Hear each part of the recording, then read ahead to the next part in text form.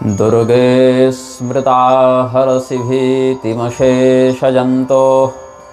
स्वस्थे स्मृता मतिमतीव शुभां ददासि। दारिद्र्यदुःखभयहारिणिका त्वदन्या सर्वोपकारकरणाय सदार्द्रचित्ता। दिव्यार्कबोधकमलोदरगर्भसंस्थं विश्वात्मकं परमनिर्मलसिद्धनाथं येनावतारितमहार्णवमध्यचन्द्रद्वीपान्तरे परमचिञ्चिणचित्प्रकाशम्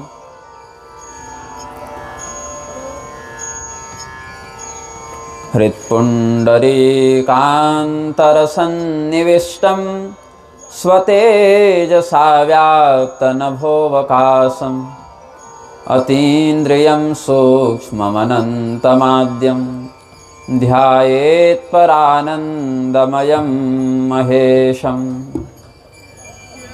श्रीनाथादिगुरुत्रयं गणपतिं पीठत्रयं भैरवं सिद्धौघं वटुकत्रयं पदयुगं दूतीक्रमं मण्डलं वीरानष्टचतुष्कषष्टिनवकं वीरावलिं पञ्चकं श्रीमन्मालिनिमन्त्रराजसहितं वन्दे गुरोर्मण्डलम्। श्रीनाथमचलं नित्यं सर्वज्ञत्वादिकामदं वन्दे मूलाधिकारस्थं बोधरूपं जगद्गुरुं। नारायणं नमस्कृत्य नरं चैव नरोत्तमं देवीं सरस्वतीं व्यासं ततो जयमुदीरयेत्। ज्ञानस्यास्ति निधिर्यातां शङ्करं च द्विजोत्तमं शिवशक्तिसमायुक्तौ नमामि पितरौ निजौ। नमस्तुभ्यं भगवते वासुदेवाय धीमहि प्रद्युम्नाय अनिरुद्धाय नमः संकर्षणाय च। प्रेम से बोलिए आनंद कंद भगवान की जय। भगवान नाम संकीर्तन करें। श्रीमन्नारायण नारायण नारायण श्रीमन्नारायण नारायण श्रीमन्नारायण नारायण नारायण श्रीमन्नारायण श्रीमन्नारायण नारायण नारायण श्रीमन्नारायण नारायण श्रीमन्नारायण नारायण नारायण श्रीमन्नारायण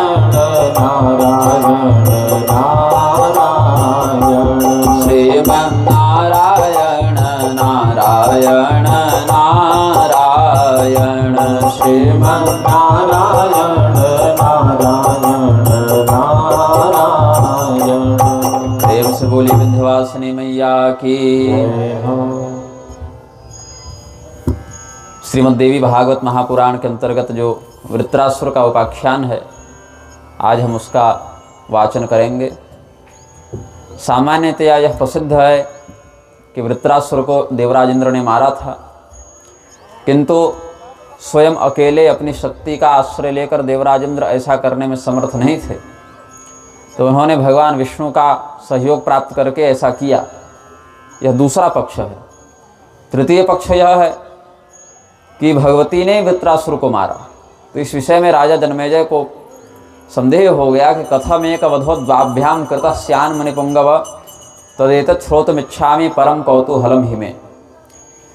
जब वृत्रासुर का वध इंद्र ने किया तो देवी जी ने कैसे फिर मारा, और देवी जी ने अगर मारा तो देवराज इंद्र को वृत्रहा क्यों कहा जाता है कि वृत्रासुर को मारने वाले आप हैं, ऐसा उनकी स्तुति में क्यों कहते हैं।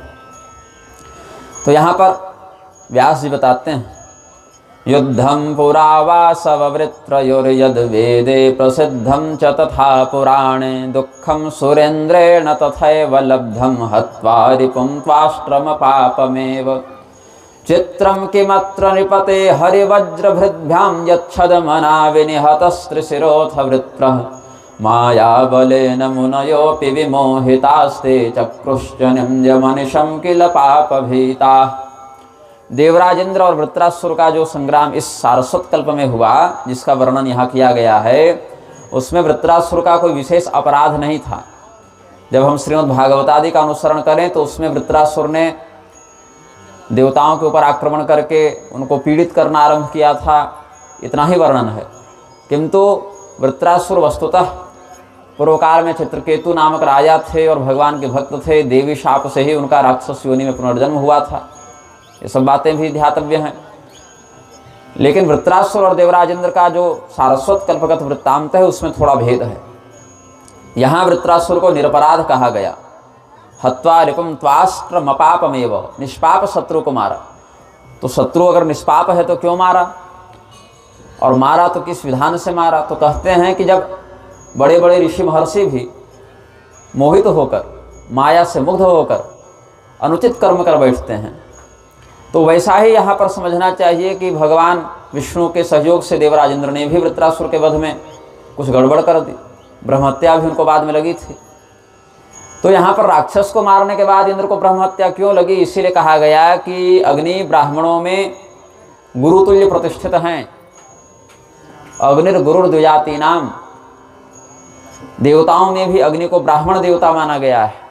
विश्वकर्मा त्वष्टा को भी ब्राह्मण देवता माना गया है।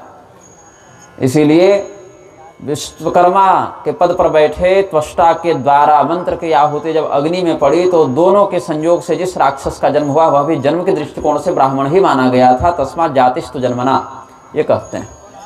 इसीलिए वृत्रासुर को मारने के बाद भी इंद्र को ब्रह्महत्या लगी।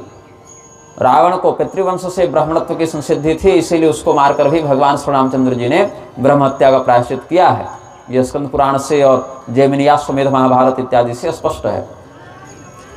तो यहाँ पर कहते हैं कि देवताओं में श्रेष्ठ एक त्वष्टा नामक प्रजापति हुए।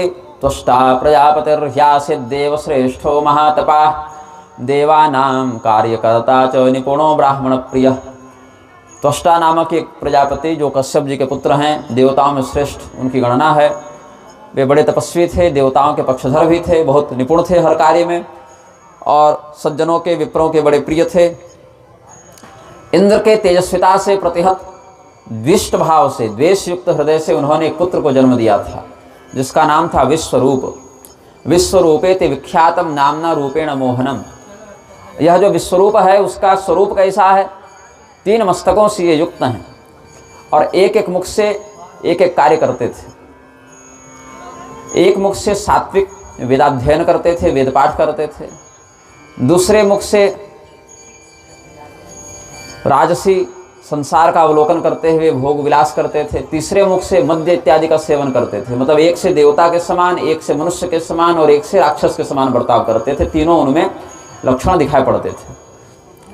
अब एक मुख जो है वह देवताओं के समान प्रदर्शित हो, अन्न का भक्षण करे या भविष्य का भक्षण करे और सात्विक लक्षण को प्रकाशित करे, प्रदर्शित करे। दूसरा मनुष्यों के समान रजोगुण से युक्त हो। तीसरा मदिरा इत्यादि से युक्त राक्षसी स्वभाव वाला हो। तो तीनों का उन्होंने अपने जीवन में समन्वय कर रखा था, लेकिन अंदर से स्वयं किसी से प्रभावित नहीं थे। अंदर से बड़े वैराग्य और संयम से युक्त थे। त्रिशिरा भोगमुत्सृज्य तपश्चक्रे सुदुष्करम तपस्वी स मृदुर्दान्तो धर्ममेव समाश्रितः।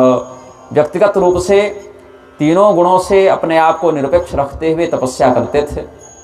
तो जब गर्मी का समय आता तो ये अपने चारों ओर आग जला लेते थे। पंचाग्नि की स्थापना करके पूरी गर्मी भर आग से घिरे रहते थे और कठोर तपस्या। जब बरसात हो तो खुले आकाश में वह रहते थे, कहीं छाया का आश्रय या किसी छत का आश्रय नहीं लेते थे। पूरे बरसात में भीगते हुए तपस्या करते। और जब बहुत अधिक ठंड पड़े तो एकदम बर्फीले पानी के अंदर घुसकर तपस्या करते थे। मतलब जो जैसा मौसम है उसकी कठिनाई को और बढ़ा देते थे तपस्या के लिए। अब क्यों? ताकि इनका मोक्ष हो जाए, इनको परमात्मा की प्राप्ति हो जाए, यही इच्छा थी और कोई किसी भोग विलास की कामना नहीं थी। इनके पिता थे देवता, त्वष्टा देवता हैं। इनकी माता थे राक्षस कुल से, उनका नाम था रचना। इनकी माता का नाम था रचना देवी, वो है राक्षसी। पिता थे देवता कुल से और स्वयं ये मनुष्य प्रजाति के रूप में प्रकट हुए थे, तो तीनों का लक्षण इनमें था।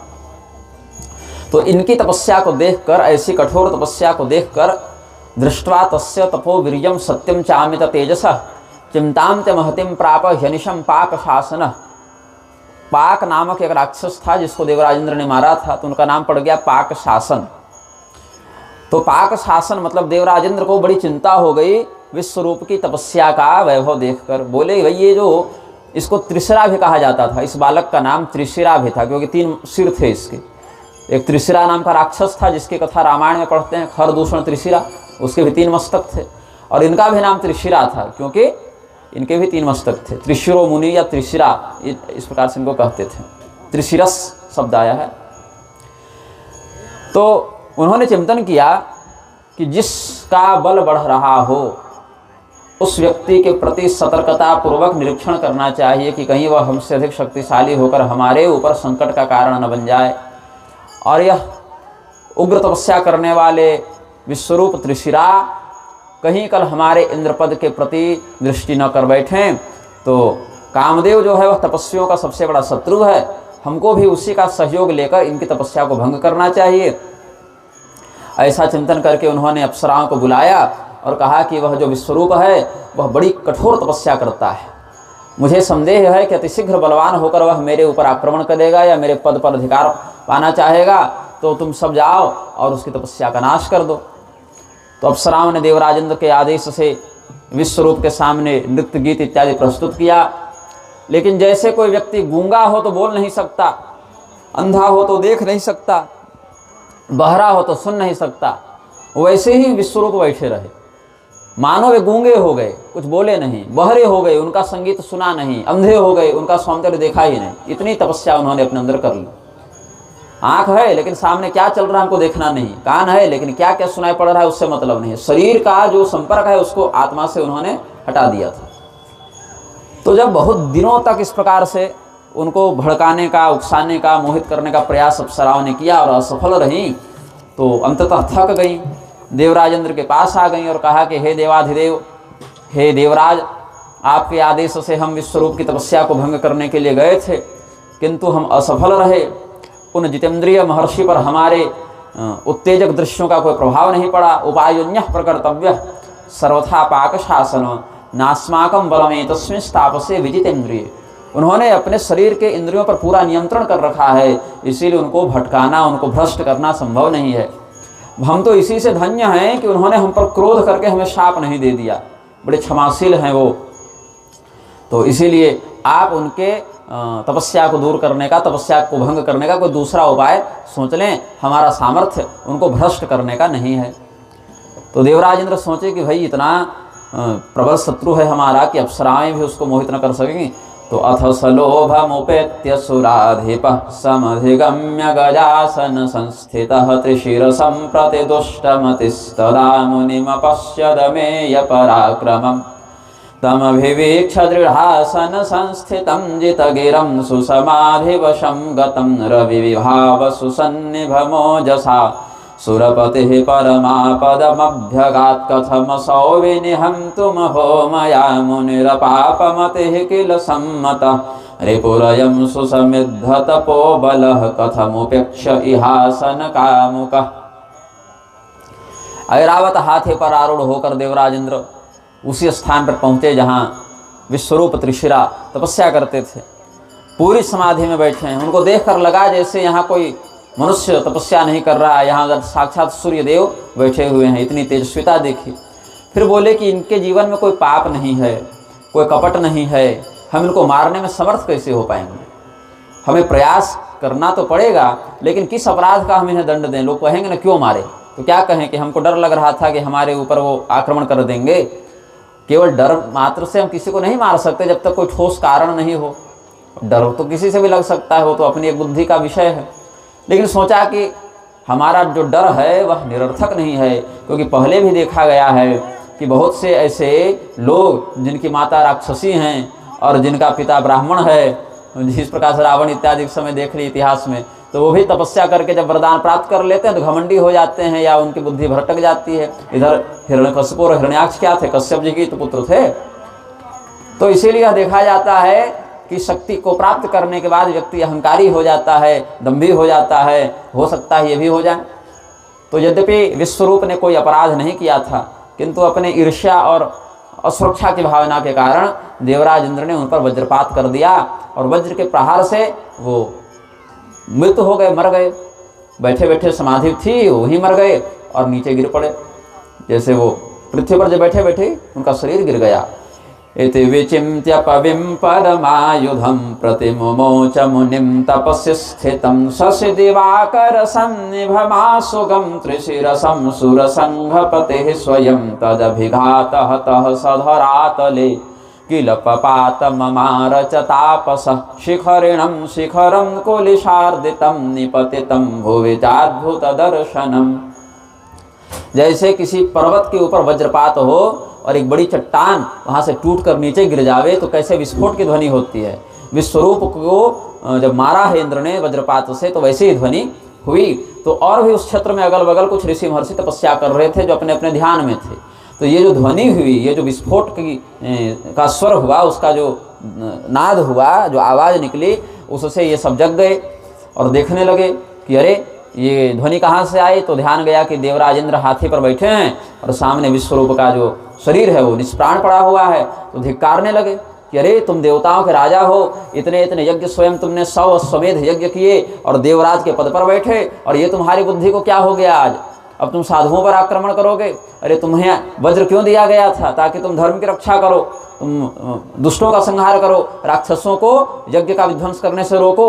और आज जो साधु है, निष्कपट है, जिसके मन में किसी के प्रति वैर नहीं, कोई छल नहीं, उसको तुम मारने के लिए अपने दिव्यास्त्र का प्रयोग करते हो। कोई बात नहीं, सही और गलत तो सब पर लागू होता है। तुम भले देवताओं के राजा हो, लेकिन इस पाप का दंड तुमको अवश्य मिलेगा। ऐसा कहने लगे, सब उनको डांटने लगे, वहाँ धिक्कारने लगे। तो देवराज इंद्र भी हाथी पर बैठकर चले गए। लेकिन पीछे मुड़कर एक बार देखा कि मर गया ना मेरा शत्रु, कि कहीं बेहोश तो नहीं हुआ है, क्योंकि तपस्वी तो बहुत बड़े थे। तो जब जाने लगे तो एक बार पीछे मुड़कर देखा तो उनको लगा कि ये बेहोश हुए, मरे नहीं। मर तो सच में गए थे, लेकिन शरीर मुर्दा जैसा लग नहीं रहा था। अभी भी लग रहा था जैसे सोए हुए हों या बेहोश हो गए हों। उनकी तेजस्विता में, उनकी चमक में कोई कमी नहीं आई थी। तो बहुत देर तक वो सोच विचार करते रहे। तम निहत्य तरसासुर राजो निर्जगाम निज मंदिर मासु सहतोपि वीरराज महात्मा जीवमान इव तेजसाम निधि। तो उन्होंने सोचा अब क्या करें, अब तो वज्र था हमारे पास, वो चला दिया।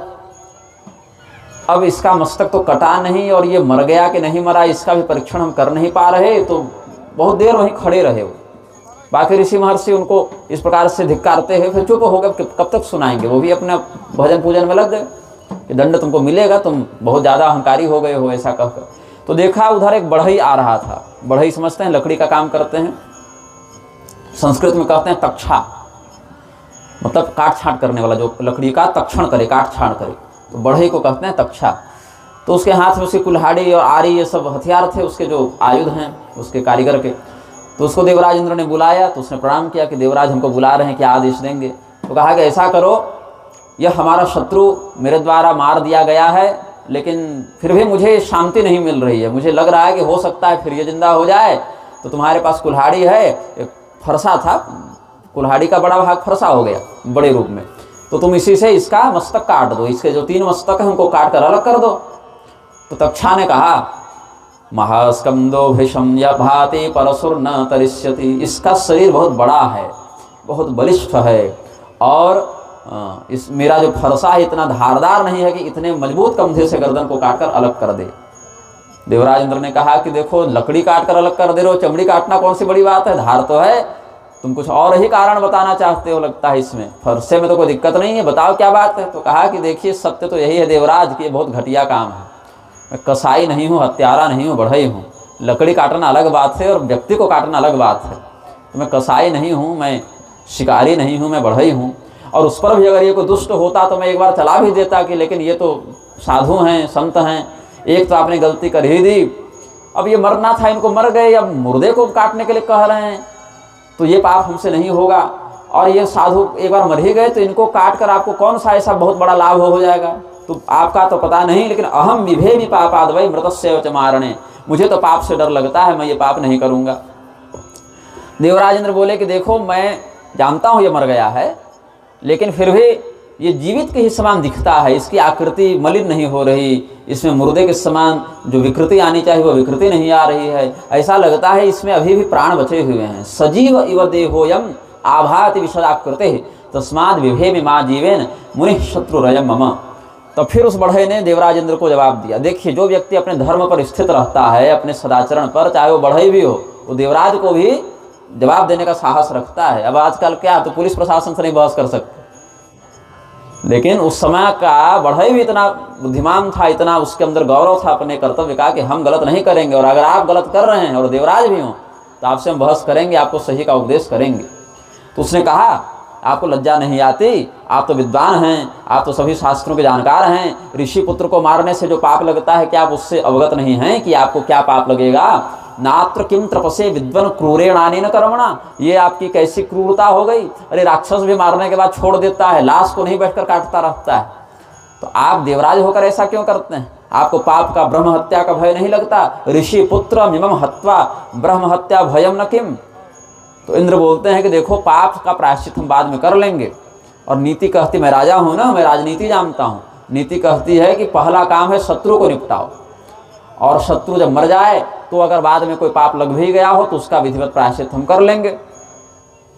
तब इसने सोचा कि अगर हम यह काम नहीं करेंगे तो भी देवराज इंद्र तो हमसे वशीभूत होकर करा ही लेंगे, वशीकृत करके, तो क्या करना चाहिए। उसने कहा देवराज मुझे यही आप सहयोग थोड़ा कर दें कि हमको उस पाप में सम्मिलित न होना पड़े, जो भी आप पाप करेंगे प्रायश्चित लगेगा, मैं तो आपके आदेश से कर रहा हूँ, तो मुझे मुक्त रखा जाए इस पूरे प्रकरण से, और मुझे एक वरदान दीजिए कि जैसे यज्ञ में ब्राह्मणों को हिस्सा मिलता है वैसे हमको भी मिले। बोले तुमको क्या हिस्सा दें भाई, तो आपको जो उचित लगे करें। बोले यही करेंगे कि जिस यज्ञ में पशु बलि पड़ेगी उस यज्ञ के पशु का मस्तक तुम्हारे अधिकार में होगा, ये प्रथम हिस्सा हुआ, और जिसमें पशु बलि नहीं पड़ेगी उसमें यज्ञ की वेदी के बाहर जो अन्न पड़ता है उस पर अधिकार तुम्हारा होगा। तो इस प्रकार से कहीं अलग अलग भी ग्रंथों की बात है, लेकिन यहाँ जो है वह यज्ञ पशु का मस्तक, या अन्य ग्रंथांतर से कहें तो हवन के बाद जो वेदी के बाहर की जमीन पर, वह नहीं, वेदी भी 3 स्तर पर बनती है ना, सीढ़ी 3 मेखला होती है उसकी, तो जो जमीन पर गिर गया उस पर तो दीमक और चींटी इत्यादि का अधिकार हो गया, लेकिन जमीन और वेदी के ऊपर के बीच में जो पड़ा उस पर बढ़ई का अधिकार होता है, उस अन्न पर। तो मखेषु खलु भागम ते करिष्यामि सदैव हि शिरः पशोस्तु ते भागम यज्ञे दास्यन्ति मानवा शुल्केनानेन छिन्दितं शिरांशस्य कुरु प्रियम।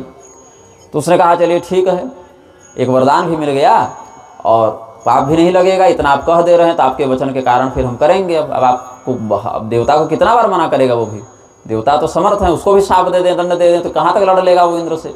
तो उसने अपने फरसे से 3 मस्तक काट दिए। बोले मार तो दिया है इन्होंने, हमको तो केवल शरीर का माथा ही अलग करना है, तो असली हत्यारे तो यही कहलाएंगे।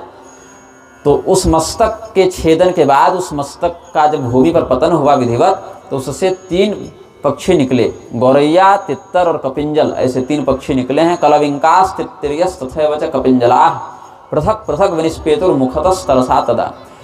तो जिससे वेद पाठ करते थे, सोमरस का पान करते थे, उससे कपिंजल निकले, जिससे सभी दिशाओं को देखते थे और मनुष्य के समान काम करते थे, उससे तित्तर निकला, और कपिंजल पक्षी और ये जो गौरैया है वो जिससे मधुपान इत्यादि करते थे, मादक द्रव्यों का सेवन, उससे वो निकले। तो जब मुख से पक्षी इत्यादि निकले तो ये समझ गए कि अब तो इसका प्राण बिल्कुल निकल गया, नए जीव के रूप में इसका कहीं व्यवस्थापन हो गया, अब ये दोबारा इस शरीर से जिंदा नहीं होगा। तो घर चले गए देवराज इंद्र अपनी अमरावतीपुरी में, और बढ़ई भी अपने घर चला गया।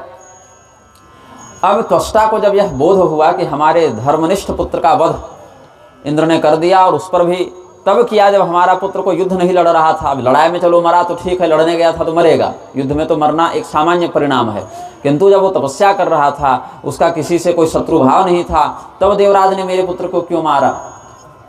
देवताओं को क्या अपने बल का अहंकार हो गया है। तो यह स्मरण रखा जाए कि इंद्र एकमात्र देवता नहीं है, हम भी देवता ही हैं, और हम छोटे मोटे देवता नहीं, हम ऐसे देवता। उसका स्पर्श मत कीजिए, उसको छूइए मत, कुत्ते का स्पर्श नहीं किया जाता है, उसको किसी और मार्ग से निकाल दीजिए। जब उसको स्पर्श कीजिएगा, बाकियों को छुइएगा, फिर उसी प्रसाद पकड़िएगा, ये सब उचित नहीं है। तो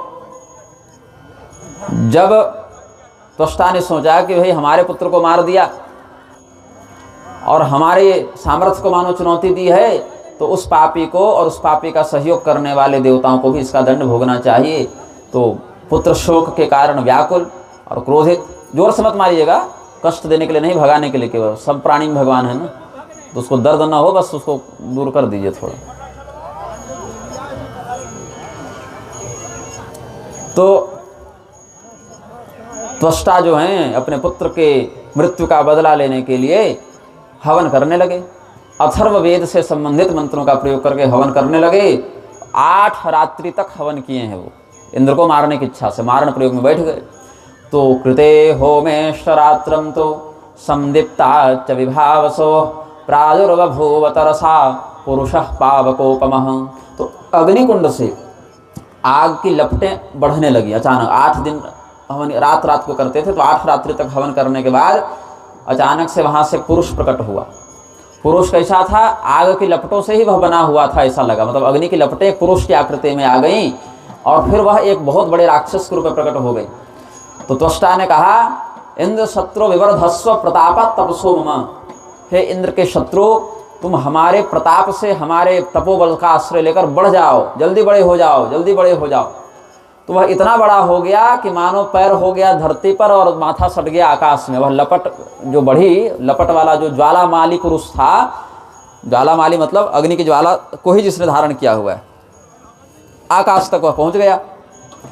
फिर वहां से कहता है कि आप मेरे स्वामी हैं, मेरे पिता हैं, आप बताइए कि मेरे लिए क्या आज्ञा है, मैं कौन हूं, मेरा नाम क्या है, मेरा काम क्या है, ये बताइए।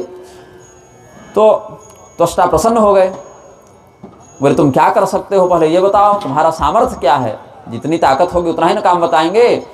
बोले कि आप हमारे पिता हैं और आपका चेहरा मुझे बड़ा उदास दिख रहा है, लगता है किसी बात से आपको बहुत कष्ट है, बहुत चिंता है। तो पिताजी, अब अगर आप आदेश देंगे तो मैं पूरा समुद्र पीकर सुखा दूंगा, सभी पर्वतों को हाथ में मसल कर मैं बालू बना दूंगा, चूर्ण बना दूंगा, सूर्य उग रहे हों उनको मैं स्तंभित कर दूंगा और देवराज इंद्र, यमराज इत्यादि सबको मैं मारकर आपके सामने ले आऊंगा। आप केवल बोलिए, हम सब करने में समर्थ हैं। पराक्रम पर बन जाए कि क्या कर सकते हैं, जो कहिएगा सो कर सकते हैं, असंभव को भी संभव बना सकते हैं। अब त्वष्टा का मुख खुल गया, खिल गया। कहते हैं कि देखो, वृजनात्रात मधुना यस्मात् छक्तो से पुत्र का तस्माद वृत्र इति ख्यातम तव नाम भविष्यते। वृजिन मतलब कष्ट से, त्राण मतलब रक्षा करने के लिए तुम आए हो, इसलिए तुम्हारा नाम होगा वृत्र। वृजिन से त्राण करो, वृजनान माम त्रायस्व। वृ मतलब कष्ट और त्र मतलब रक्षा, त्राही त्राही कहते हैं ना, त्र मतलब रक्षा और वृ मतलब वृजिन मतलब कष्ट दुख। तो वृजिन से तुम हमें रक्षा करने में समर्थ हो, इसलिए तुम्हारा नाम होगा वृत्र। बोले अच्छा, और ये तो नाम हो गया, वो काम क्या है? तो काम बताए कि तुम्हारे बड़े भाई थे विश्वरूप, त्रिशिरा, निरपराध थे, तपस्या में बैठे हुए थे और इंद्र ने बड़ी निर्लज्जता और क्रूरता के साथ उनका वध कर दिया है। तो तुम ऐसा करो, जिस भी देवता के पास जो दिव्य अस्त्र शस्त्र हैं सब तो विश्वकर्मा के ही बनाए हुए हैं, तो हम तुमको सब अस्त्र शस्त्र दे देते हैं। 5 देवता बैठते हैं विश्वकर्मा के पद पर, उसमें एक त्वष्टा भी हैं। विश्वकर्मा का सम्मिलित रूप अलग है और फिर 5 देवताओं का एक समूह भी विश्वकर्मा का दल बनाता है। तो एक उसमें मैदानों भी विश्वकर्मा के रूप में जाने जाते हैं, राक्षस होने के बाद भी। तो ऐसे कुछ शिल्पियों का वह समूह है। तो यहाँ पर कहते हैं कि देखो, हम तुम्हारे पास जो भी अस्त्र शस्त्र तुमको जिस देवता को मारने के लिए चाहिए, यमराज के पास दंड है, हम तुमको भी काल दंड बना कर देंगे। इंद्र के पास वज्र है, हम तुमको भी वज्र बना कर देंगे। कुबेर जी के पास गदा है, हम तुमको भी गदा बना कर देंगे। इतना ही नहीं, विष्णु भगवान भी आ जाएं, उनके पास सारंग धनुष है, सुदर्शन चक्र है, वह भी हम तुमको बना कर दे देंगे। सारगम धनुष तथा बाणम परिघम पट्टिशम तथा चक्रम दिव्यम सहस्रारम सुदर्शन समप्रभम। मतलब कोई भी देवता आ जावे, उससे लड़ने के लिए उसके टक्कर का हथियार तुम्हारे पास होगा, ये हम तुमको देंगे।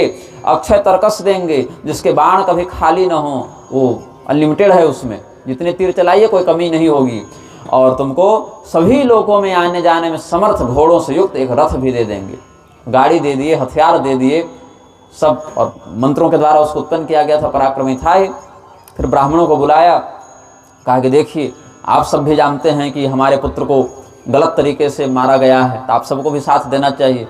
तो क्या चाहते हैं? बोले यही कीजिए कि हमारे पुत्र की जीत हो, विजय हो, ऐसा आशीर्वाद आप लोग दीजिए। इसके लिए स्वस्ति वाचन कीजिए, पुण्याह वाचन कीजिए, इसकी रक्षा के लिए आप लोग मंत्र पढ़िए, आशीर्वाद दीजिए।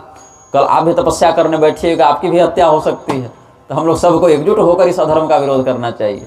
ठीक है।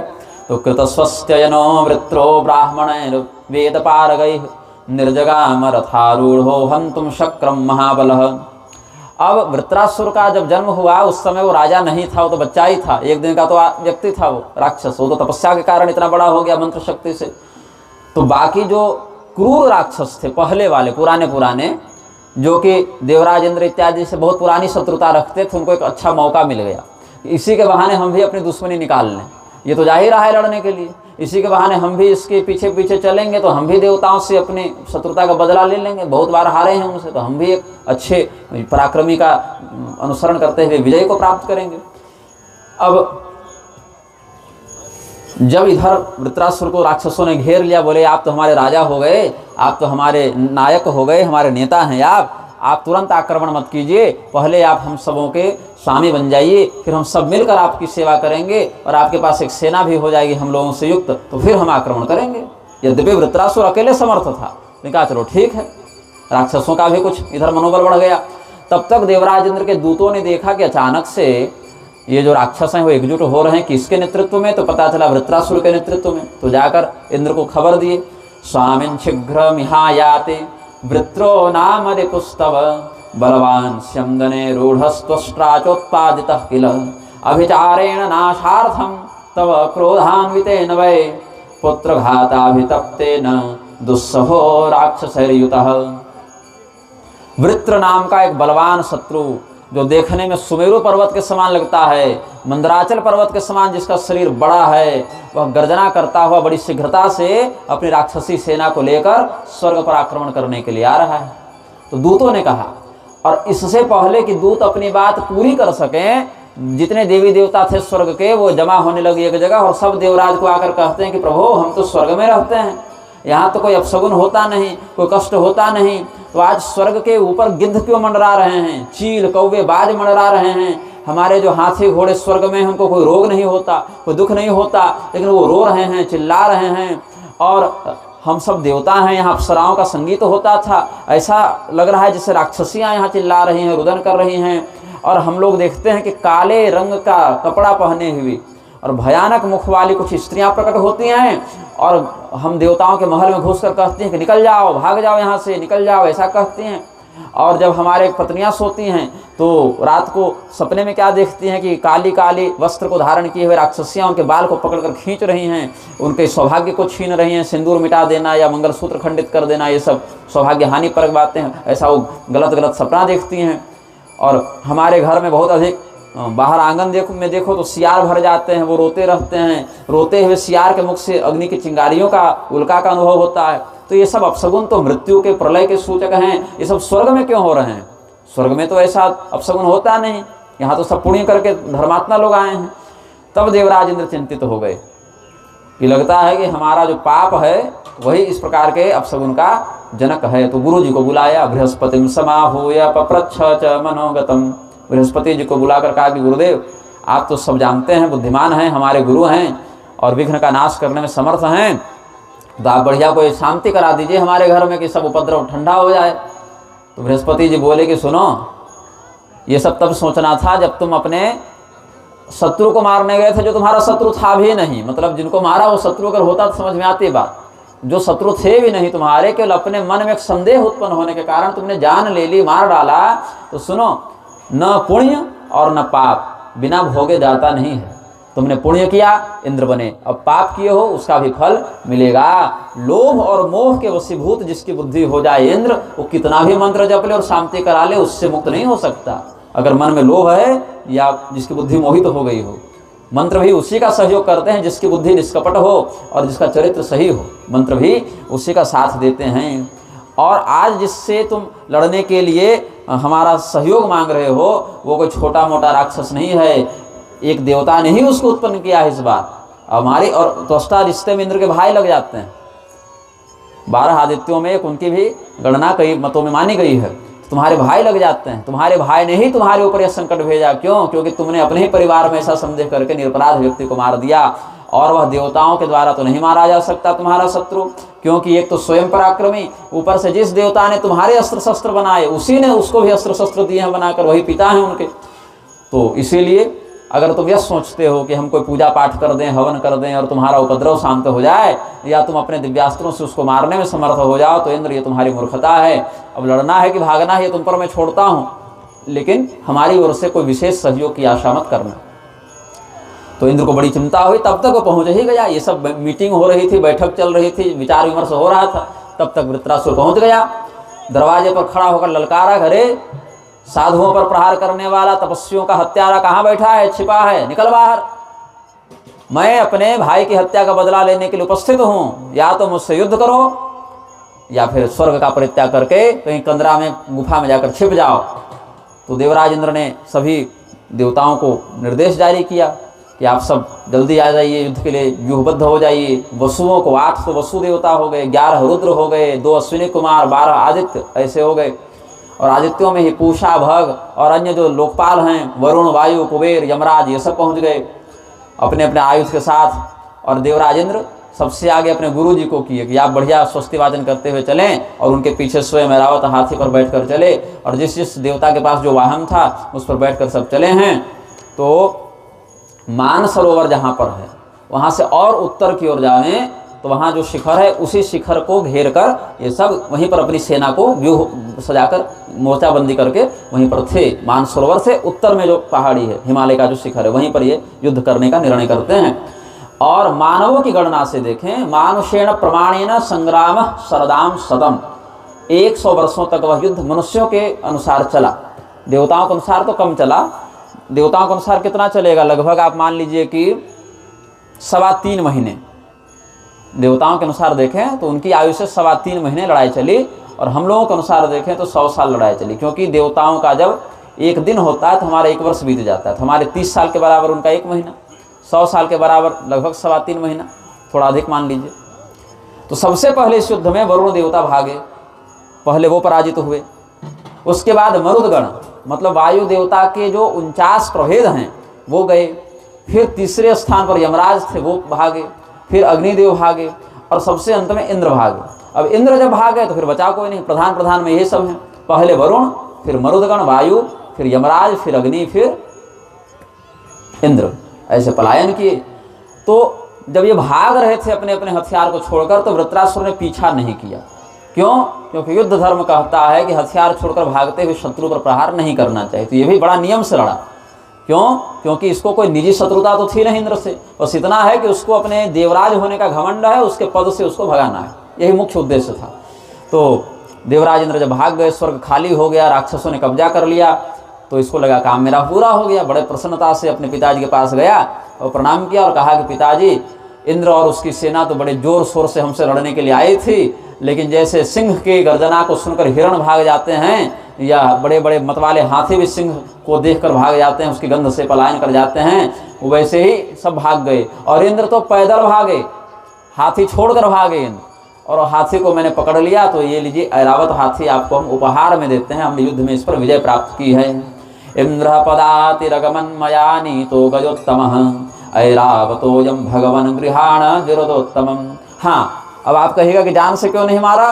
तो न हतास्ते मया यस्मादयुक्तम भीतमारणम, डर कर पलायन करते, जान बचाने के चक्कर में भागते शत्रु पर प्रहार करना योद्धाओं का धर्म नहीं है। यही विचार करके हमने जान से नहीं मारा। और आज्ञापय पुनस्तात किंग करोमि तवेप्सितम, हे पिताजी अब आप आदेश दीजिए कि और क्या हमारे लिए कर्तव्य है, जो कहिएगा सो करेंगे। तो त्वष्टा बड़े प्रसन्न हुए और कहे कि देखो, अब हमारे मन की चिंता चली गई, हमें शांति की प्राप्ति हुई, और तुम्हारे पराक्रम को देखकर हमको बहुत हर्ष हुआ।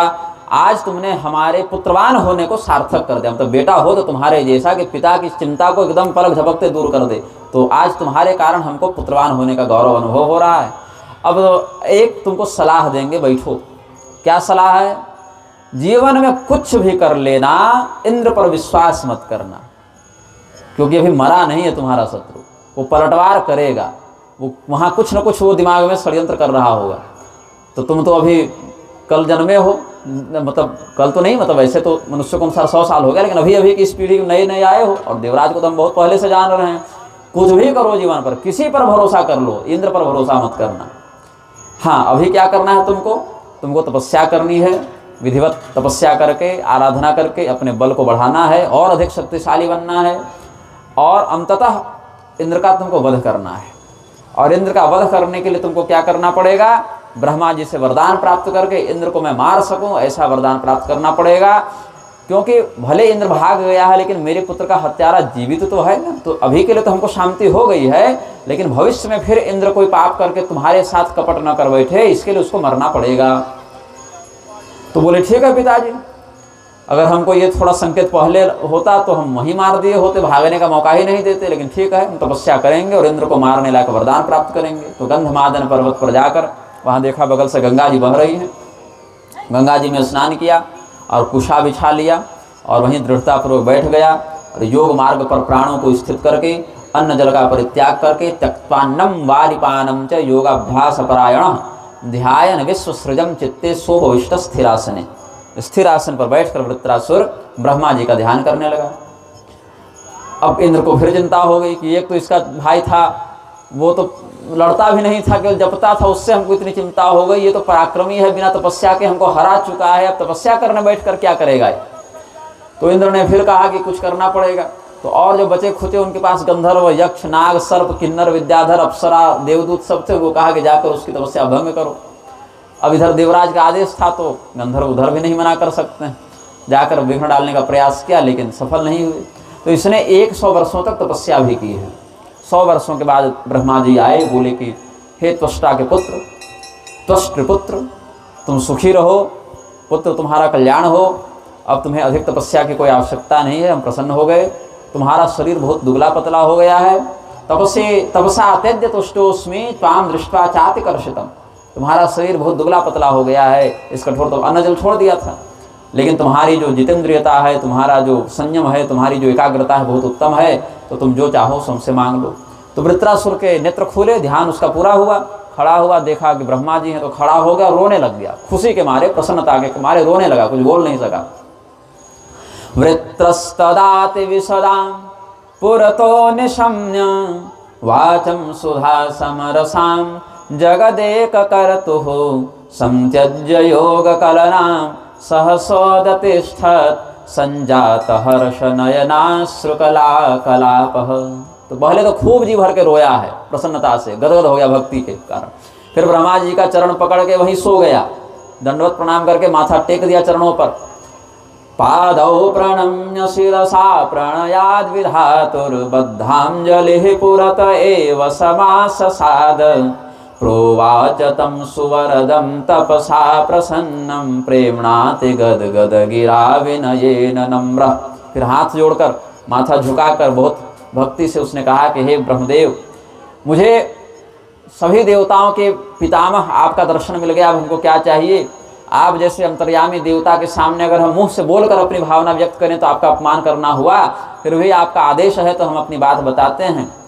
तो एक ही श्लोक में सारे वरदानों को इसने मांग लिया है। मृत्युश्च मा भवतु मे किल लोह काष्ठ शुष्कार्द्रवंश निचयैरपरैश्च शस्त्रैः वृद्धिं प्रयातु मम वीर्यमतीव युद्धे यस्माद् भवामि सबलैरमरैरजेयः। मैं लोहे से बनी किसी वस्तु से न मरूं, लकड़ी से बनी किसी वस्तु से न मरूं, सूखी किसी वस्तु से न मरूं और गीली किसी वस्तु से न मरूं। किसी भी प्रकार का ऐसा कोई तत्व जो संसार में हथियार के रूप में जाना जाता हो, उससे हम न मरें। मारेंगे किसी हथियार से मारेंगे, बहुत होगा तो लाठी से मारेंगे। अब लाठी क्या है, दोनों में है, हथियार भी है और नहीं भी है। लाठी का प्रयोग आप कैसे करते हैं उस पर है, वो हथियार है कि नहीं है। लेकिन तलवार है या चाकू है, उसको तो सीधे सीधे हथियार के रूप में माना जा सकता है। लाठी को थोड़ा छूट है, क्योंकि लाठी तो बूढ़े के हाथ में होगी, कोई विकलांग होगा उसके हाथ में होगी, या जो पशुपालक है वो भी एक सुरक्षा के लिए रख लेते हैं। लेकिन लाठी सीधे हथियार ऐसा नहीं कर सकते, वो तो लकड़ी का ही एक टुकड़ा है। तो लोहे से बने किसी से चीज़ से न मरें, लकड़ी से बने भी किसी चीज़ से न मरें, या किसी भी ऐसी चीज़ से न मरें जिसको हथियार माना जाता हो, या अगर कोई गीली वस्तु हो तो न मरे और सूखी वस्तु हो तो भी न मरे, और मेरा पराक्रम प्रति युद्ध बढ़ता जाए। ये नहीं कि युद्ध लड़े तो थक गए अब आराम चाहिए, नहीं, युद्ध से हमारे पराक्रम की वृद्धि हो, हानि ना हो। लड़ना छोड़ दे तो भले कमजोर पड़ जाए, लेकिन जब लड़ने जाए तो जितना लड़े उतनी हमारी ताकत बढ़े। और इस प्रकार जितने देवता हैं सबसे अजेय हो जाएं, आमने सामने कोई मुझे मार न सके। ब्रह्मा जी हंसने लगे, बोले, उनको हिरण्यकशिपु की याद आ गई ना, तो कहा दिन में न मरे रात में न मरे वाले फॉर्मूला पर ही चले हो तुम, लेकिन इसमें जोड़ दिया है कि सूखे से न मरे गीले से न मरे। तो हंसने लगे, बोले अच्छा जाओ कोई बात नहीं, न सूखी न गीली न लकड़ी, और हम जोड़ देते हैं पत्थर से भी नहीं मरोगे। अब कहे लोग पत्थर मार मार कर प्राण ले लिए, लकड़ी और लोहा तो था नहीं, तो जाओ इतना हम जोड़ देते हैं कि तुम्हारा मरण पत्थर से भी नहीं होगा। न शुष्केण न चार्द्रेण न पाषाणे न दारुणा भविष्यति च ते मृत्युरिति सत्यम ब्रवीम्यहम्। ब्रह्मा जी वरदान देकर चले गए और वृत्रासुर अपने घर आ गया। पिताजी को शुभ समाचार सुनाया कि आपके आदेश से हमने तपस्या भी कर ली, सफलता भी प्राप्त कर ली और यही वरदान लेकर आए हैं। तो पिताजी को भी बड़ा अच्छा लगा, बोले पुत्र तुम तो बहुत योग्य हो, बड़े पितृभक्त हो, तुम्हारा कल्याण हो, स्वस्तितेस्तु महाभाग। अब आदेश क्या है, तो जहि शक्रम नृपुम मम हत्वा गच्छत्रि शिरसो हंतारम पाप संयुतम। जाकर इंद्र का अब तुम वध करो और सदैव के लिए मेरे मन में जो पुत्र शोक है उसको समाप्त कर दो। क्यों? जीवितो वाक्य करणाच्छया हे भूरि भोजनात् गयायाम पिंडदानाच्च त्रिभे पुत्रस्य पुत्रता। बेटा बेटा बनता कैसे?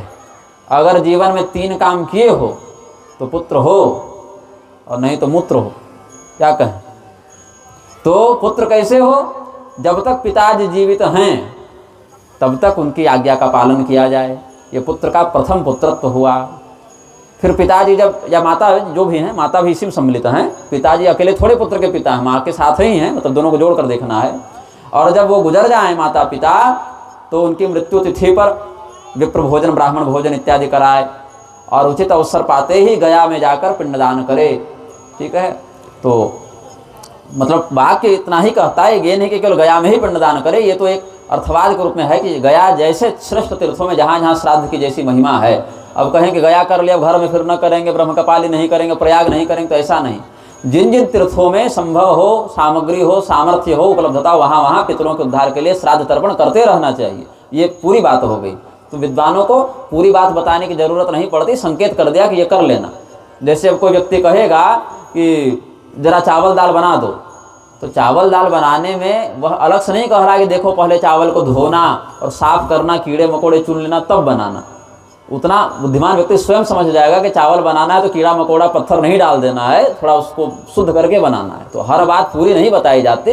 बुद्धिमान व्यक्ति को एक बात कह दी जाए तो पूरी प्रक्रिया को ठीक से समझ लेता है। तो जब तक माता पिता जीवित हों तो उनकी आज्ञा का पालन किया जाए, ये पहला हो गया। जब वो मर जाएं तो विधिवत अंतिम संस्कार करके और जैसा सामर्थ्य हो उनके वार्षिक पर ब्राह्मण भोजन इत्यादि या उनके नाम से दान धर्म करते रहना है। और जब आप किसी तीर्थ में जावें तो वहाँ भी उनके नाम से पितरों के लिए श्राद्ध तर्पण आदि करते रहना है। तो ये तीनों बातों से ही पुत्र का जीवन सफल माना जाता है। पुत्र के अभाव में यही कर्तव्य नाती का या दामाद का भी हो जाता है। अब जिसे किसी के पुत्र न हो तब तो उसके बदले नाती करेगा, और नाती अगर जन्म ही लिया है तो दामाद करेगा, लेकिन कोई जो भी उसके अधिकारी होंगे उनका यही कर्तव्य बनता है। तो इसीलिए हे पुत्र, हमारे सुशील सत्यवादी तपस्वी और वेदवेत्ता पुत्र के हत्यारे इंद्र को बिना दया के मार देना, कुछ विचार मत करना। तो रथ पर बैठा वृत्रासुर, फिर कहा कि अब इंद्र को मारकर और सभी प्रकार से अपने शत्रु के ऊपर विजय प्राप्त करके हम स्वर्ग पर राज्य करेंगे। तो अपने सैनिकों से युक्त होकर फिर शंखनाद करके इंद्र की खोज करने निकला। तो इंद्र और देवता जिसमें निष्कासित चल रहे थे, कहीं और जाकर अपना तंबू इत्यादि लगा कर रह रहे हैं मान लीजिए।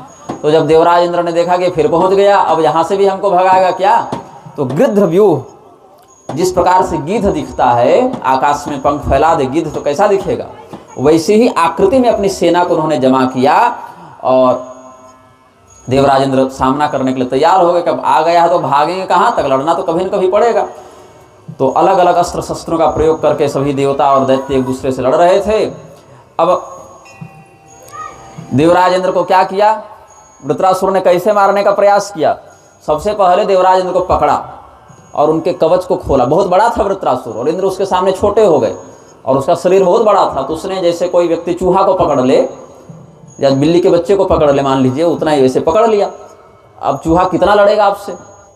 तो वृत्रासुर के कवच को पहले हटाया, फिर पूरा कपड़ा खोल दिया इंद्र। वृत्रासुर ने इंद्र के पहले कवच को हटाया, फिर पूरे वस्त्रों को हटाया, फिर मुंह में डाल लिए। राक्षस था ये। तो क्या करता है, अपावृत्य मुखे क्षिप्त्वा स्थितो वृत्रशतक्रतुम मुदितो भुवन महाराज पूर्व वैर मनुस्मरन। इस प्रकार से मारेंगे। तो अभी इंद्र मरे नहीं हैं, अमृत पिए थे ना, तुरंत कैसे मरेंगे? तो तड़पेंगे, दर्द होगा, जिंदे पचते रहेंगे। मान लिया अगर पेट में तो गए नहीं, अभी मुख में रखा है, अभी निगला नहीं है, बस थोड़ा तड़पा कर मारेंगे, ये सोच रहा है। तो अब सभी देवता हाहाकार करते भाग गए। हा सक्रेति मुहुर्मुहुः, अरे देवराज को निगल लिया, देवराज को खा लिया, ऐसा करने लगे। तो गुरु जी के पास गए कि देव सेना के मध्य से इंद्र को उठा लिया। हम लोग सोचे चारों ओर से घेर कर हम लोग रहेंगे तो नहीं मार पाएगा इंद्र को, उसने तो ऊपर से उठा कर निगल लिया। तो अब क्या करें बताइए? आप इंद्र को बचाने के लिए कुछ अभिचार कीजिए, कुछ मंत्र मारिए वृत्रासुर पर। तो बोले क्या करें, वो भी तपस्या करके आया है, वो भी बड़ा तपस्वी है, और कैसे उसको मार पाए? मारने में समर्थ होते तो पहले मंत्र न मार दिए होते उस पर। बोले अच्छा ठीक है, कुछ करते हैं। तो मंत्र चलाना प्रारंभ किया। तो वृत्रासुर के ऊपर जब मंत्र का असर हुआ तो उसको नींद आने लगी। तो जम्हाए लिया इंद्र, वृत्रासुर ने। तो जब जम्हाए लिया तो मुंह खुला, वही अवसर चाहिए थे, इंद्र कूद कर भागे अलग। तो असृजम तमहा सत्वाम द्रिम्भिकाम रिपुनाशिनीम ततो विजृंभमाणस्य व्यावृतास्यो बभूवः। तो जब मुख खोला जम्हाए लेने के लिए, तब तक इंद्र देखे कि मुख खुल गया, भाग गए। अब इसको क्या वरदान था कि जितना हम युद्ध करें उतना हमारा पराक्रम बढ़े। बाकी देवता एक समय आने पर थक गए और इंद्र तेजोहीन हो गए, वृत्रासुर का बल बढ़ गया।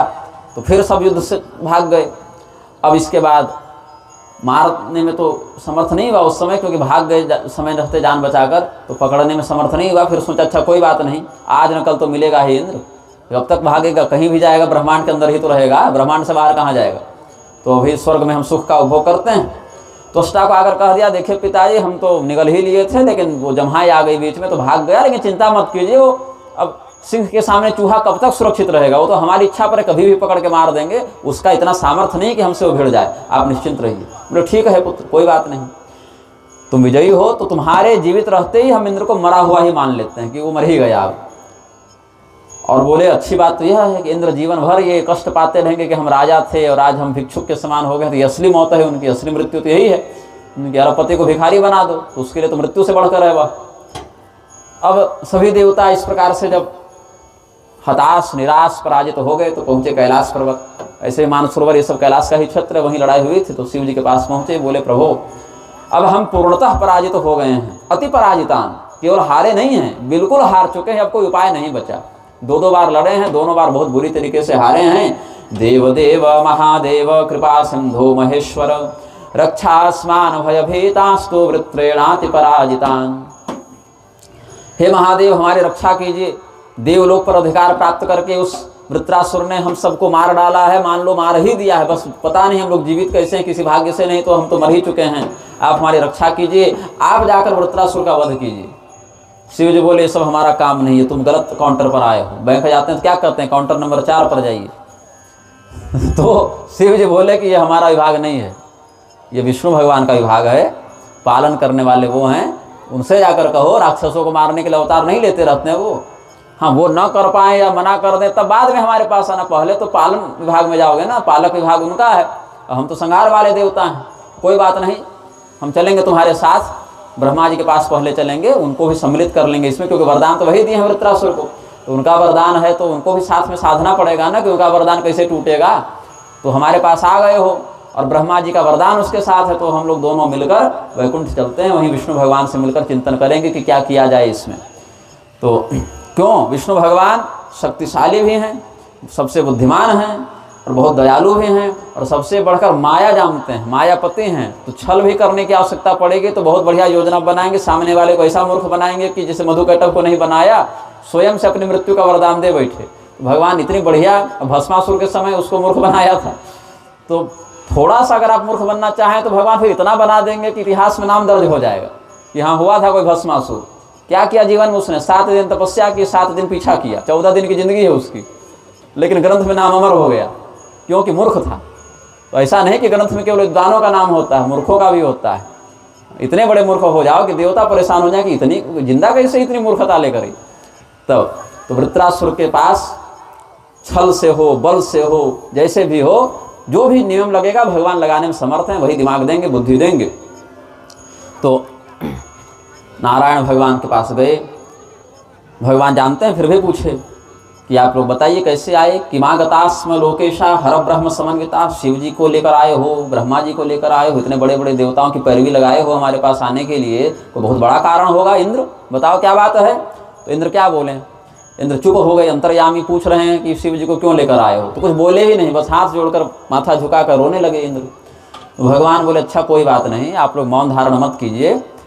अब अच्छा कारण हो चाहे बुरा कारण हो बता दीजिए, जीवन तो जीवन है ना, सुख दुख है, कलंक है, अच्छी बुरी सब बातें होती हैं जीवन में। तो बताइए हुआ क्या है। जब बताइएगा नहीं तो समाधान हम देंगे कैसे। तो सभी देवता बोले कि प्रभु बताया उसको जाता है जिसको पता नहीं हो।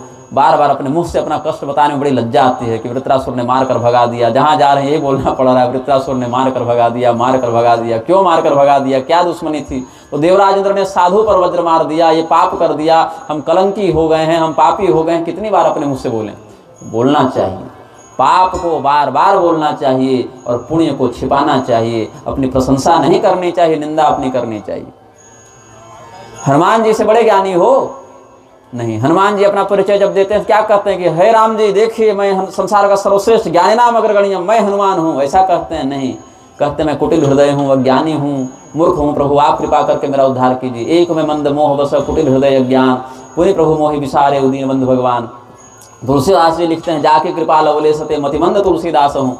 शंकराचार्य जी कहते हैं मत्समः पातके नास्ति पापक नहीं तत्समा नहीं। यामुनाचार्य जी कहते हैं कि दयनीय स्तवनाथ दुर्लभः। कुलशेखर महाराज कहते हैं कि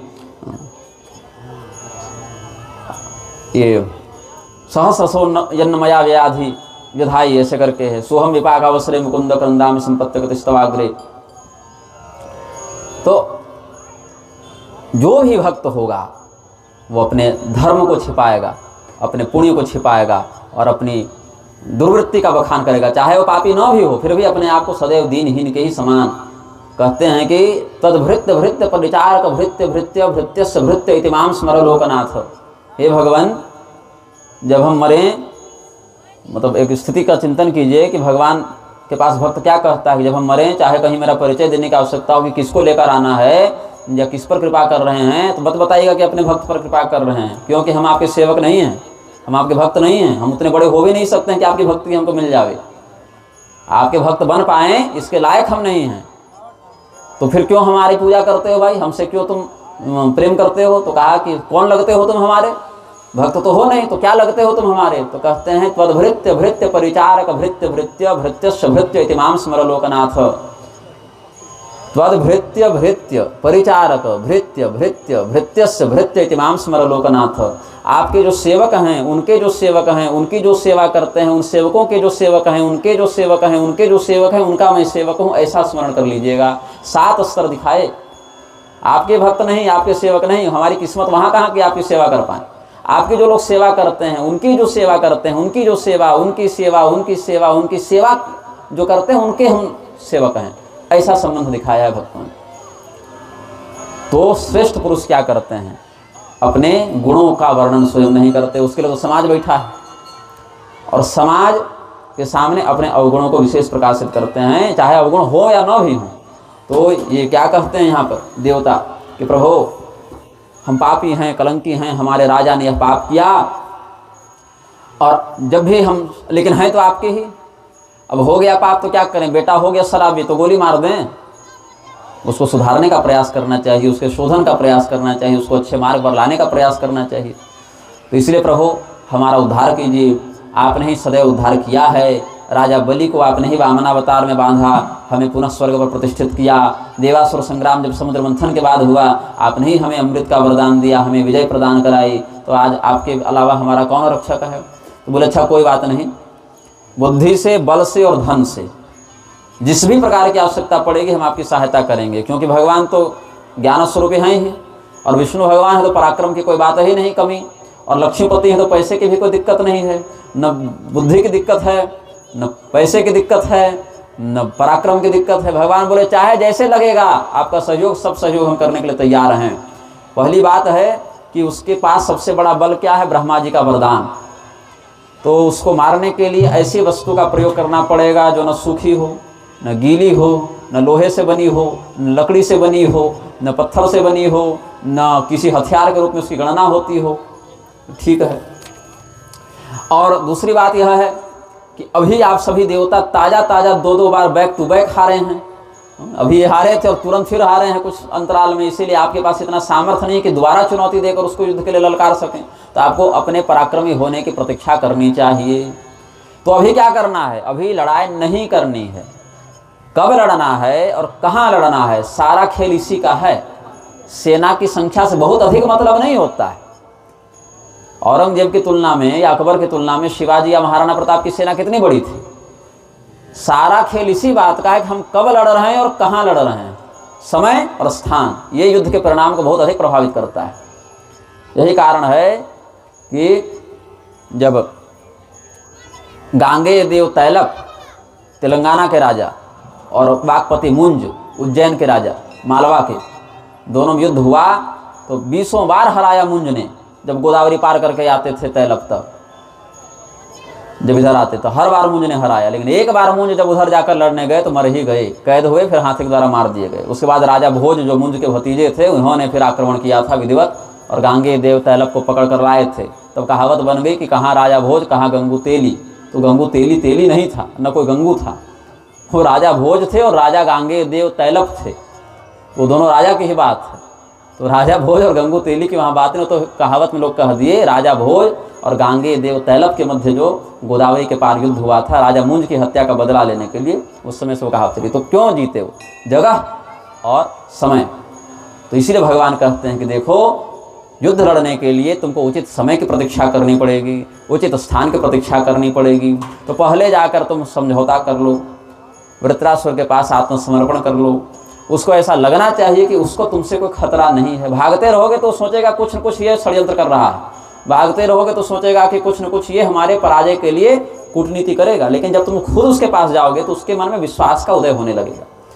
तो पहले समझौता करो और जितनी कसम खाना है खा दो कि हाँ हम आपके मित्र हैं। अग्नि की शपथ, गौ की शपथ, गंगा की कसम, जितने तरह की अकाट्य शपथ होती है ना कि इनकी कसम नहीं तोड़ सकते, गंगा की कसम आप नहीं तोड़ सकते, गाय की कसम नहीं तोड़ सकते, माता पिता गुरु कुल देवता सूर्य की कसम नहीं तोड़ सकते।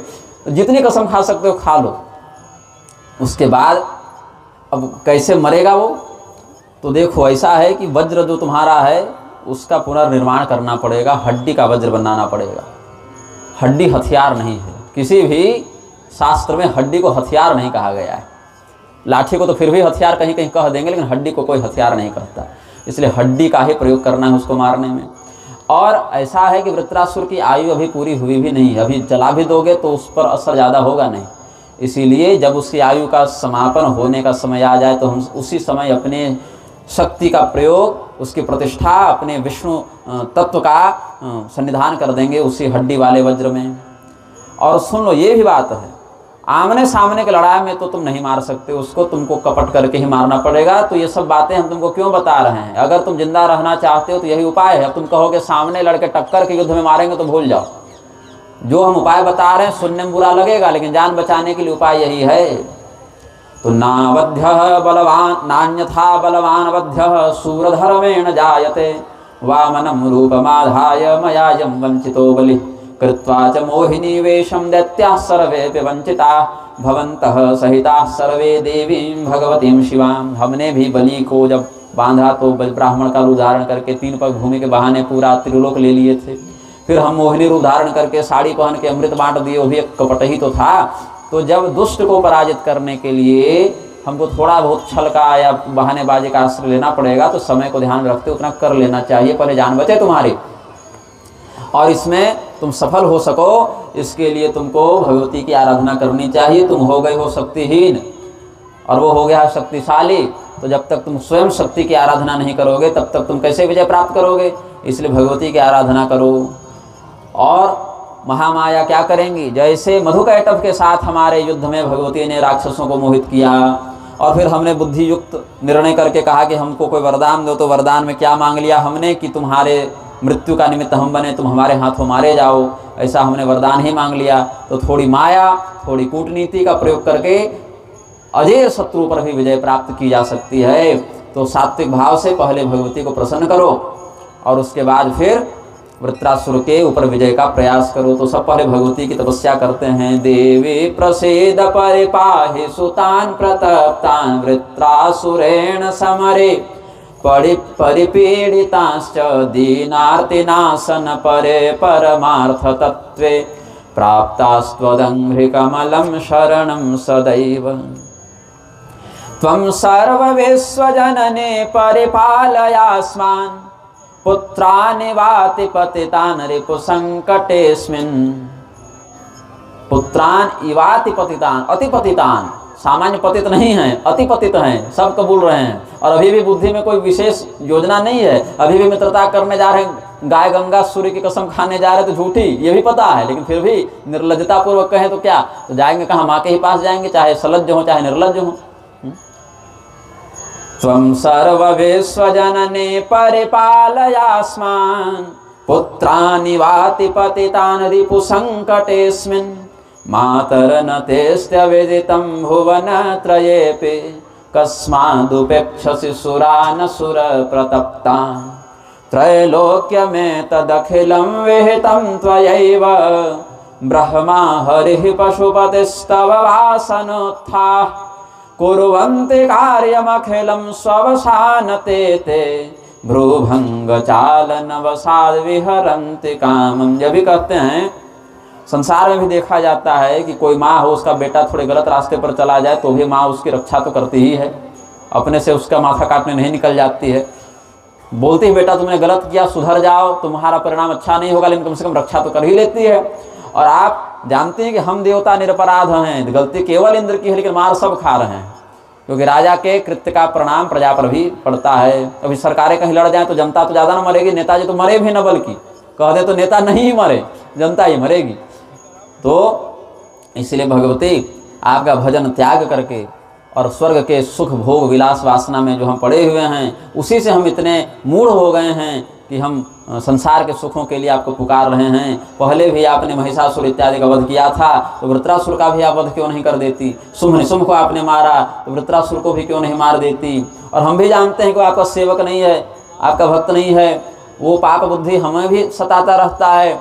इसलिए भगवती आप हमारी रक्षा करें, इस संकट से बचने के लिए। जैसे जहाज से समुद्र पार कर जाता है व्यक्ति, वैसे हमको आप यहाँ से उद्धार करके ले जाएं। तो भगवती प्रकट हुई और उस समय जो हमने पहले आपको स्वरूप बताया था, जब विमान पर बैठकर तीनों देवता गए थे स्त्री रूप धारण करके, तो जो रूप था पाशांकुशवराभीति लसतबाहु चतुष्टया, भगवती की 4 भुजाएं हैं, पाश, अंकुश, अभय और वरदान, ये 4 मुद्राओं में उनकी चारों भुजाएं व्यवस्थित हैं। और कमर में उन्होंने करधनी धारण किया हुआ है, ध्वनि स्वर कोयल के समान मधुर है, हाथ में कंकण, चरणों में नूपुर, मस्तक पर अर्धचंद्र है और उसके किनारे मुकुट है। मंद मंद मुस्कुरा रही हैं, शरीर हल्का लाल रंग का, जैसे गोरे रंग में थोड़ी कोमलता और बढ़ा दें तो लाल रंग हो जाता है, वैसे हो गया।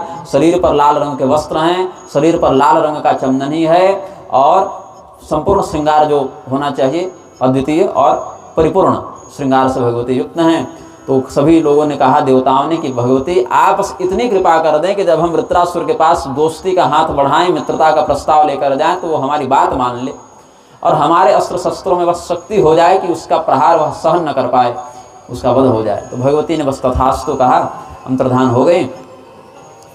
अब सभी ऋषि महर्षियों को देवताओं ने बुलाया और कहा कि देखिए, आप सब जानते हैं कि राक्षसों के नाम से यज्ञ नहीं हो सकता, हर देवता किसी न किसी यज्ञ और मंत्र के अधिष्ठाता होते हैं। आप लोग जो यज्ञ करेंगे उसका क्या आपको फल मिलेगा? क्योंकि फल देने वाले तो हम ही लोग हैं और हम ही लोग शक्तिहीन हैं, तो आपको क्या पुण्य मिलेगा? क्या आपको हम लोग वरदान दे पाएंगे? राक्षस तो यज्ञ के अधिष्ठाता होते नहीं। तो आप लोग थोड़ी कृपा कर दें, आप लोग वृत्रासुर को जाकर समझाएं, एक मध्यस्थ बन जाए, मीडिएटर जिसको कहते हैं। जब 2 पक्षों में झगड़ा हो जाता है तो बीच में कोई निष्पक्ष व्यक्ति जाकर समझौता कराता है।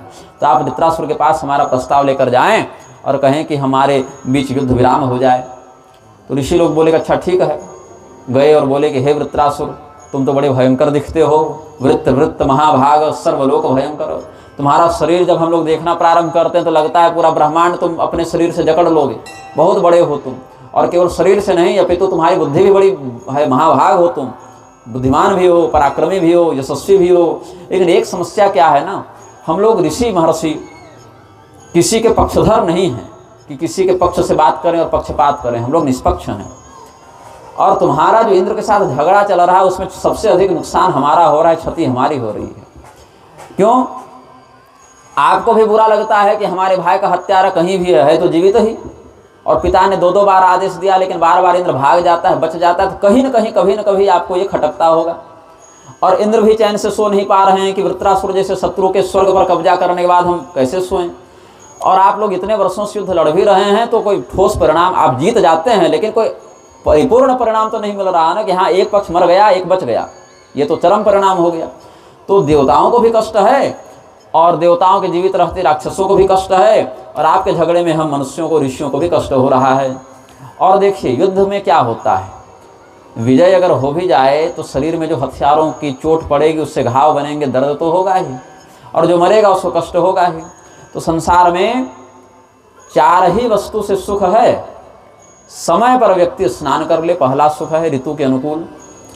फिर समय पर बढ़िया भोजन मिल जाए, और समय पर सोने के लिए बढ़िया बिस्तर मिल जाए, और मन के अनुकूल व्यवहार करने वाली पत्नी मिल जाए। तो 4 ही है जीवन में सुख। कालेथ भोजनम स्नानम शय्यायाम शयनम तथा परिचर्या पराभार्या संसारे सुख साधनम। और इन सुखों को छोड़कर आप लोग जब देखो तीर धनुष लेकर पड़े रहते हैं दूसरे के पीछे, ये कैसा सुख है भाई।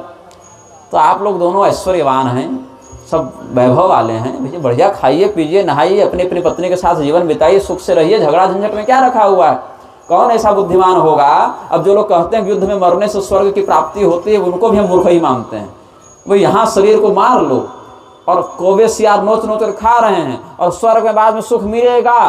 अरे जो मिल रहा है उसको पकड़ो ना जी, जीते जी सुख भोग लो। यहाँ मर लेंगे, एक दूसरे का हाथ पर काट के जान ले लेंगे, और वहां सुख भोगेंगे। भोगेंगे के चक्कर में भोग रहे हैं, क्यों छोड़ते हो? थोड़ा बहुत मतलब स्वर्ग तो मिलता ही है, हतो वा प्राप्स्यसि स्वर्गम। लेकिन वृत्रासुर कम से कम बात समझ जाए कि युद्ध नहीं करना है, ये समझाने के लिए सब बातें कह दी गई हैं। तो हर बात को अक्षरशः शास्त्र में ग्रहण नहीं कर लेना है कि ये कह रहे हैं कि नहीं मिलता है तो झूठ होगा। गीता में भगवान कहते हैं हतो वा प्राप्स्यसि स्वर्गम, ऐसा नहीं है। क्यों कहा जा रहा है और किसके लिए, किस उद्देश्य से कहा जा रहा है, ये महत्वपूर्ण है। और नहीं तो भस्मासुर को मोहित करने के समय शिव जी की बड़ी बुराई की है विष्णु भगवान। अरे उसके चक्कर में पड़े हो जो स्मशान में रहता है, वो क्या वरदान देगा जी? उसको शास्त्र वाक्य नहीं मान सकते हैं कि विष्णु भगवान बोल रहे हैं, कैसे नहीं मानोगे? अरे वो भस्मासुर को मूर्ख बनाने के लिए बोल रहे हैं, और वही मूर्ख तुम हो जो मूर्ख जैसा मोहित हो रहे हो, शिव जी की निंदा कर रहे हो। ऐसा नहीं होना चाहिए। किसके लिए बोला गया और क्यों बोला गया, ये समझकर ही शास्त्र का अनुसरण करना चाहिए। तो इसीलिए कहे हे वृत्रासुर, ऐसा है कि आप लोग दोनों मित्र बन जाइए, साथ साथ स्वर्ग का उपभोग कीजिए, इससे सबको आनंद होगा और हम सब सुखी रहेंगे। तो हम लोग मैत्री कराना चाहते हैं। सत्य के आधार पर पृथ्वी जीवन को धारण करती है, सत्य के आधार पर सूर्य प्रकाशित होते हैं, सत्य के आधार पर वायु प्रवहमान है, और सत्य के आधार पर ही समुद्र अपनी मर्यादा में रहता है, सुनामी से पृथ्वी को नष्ट नहीं कर देता।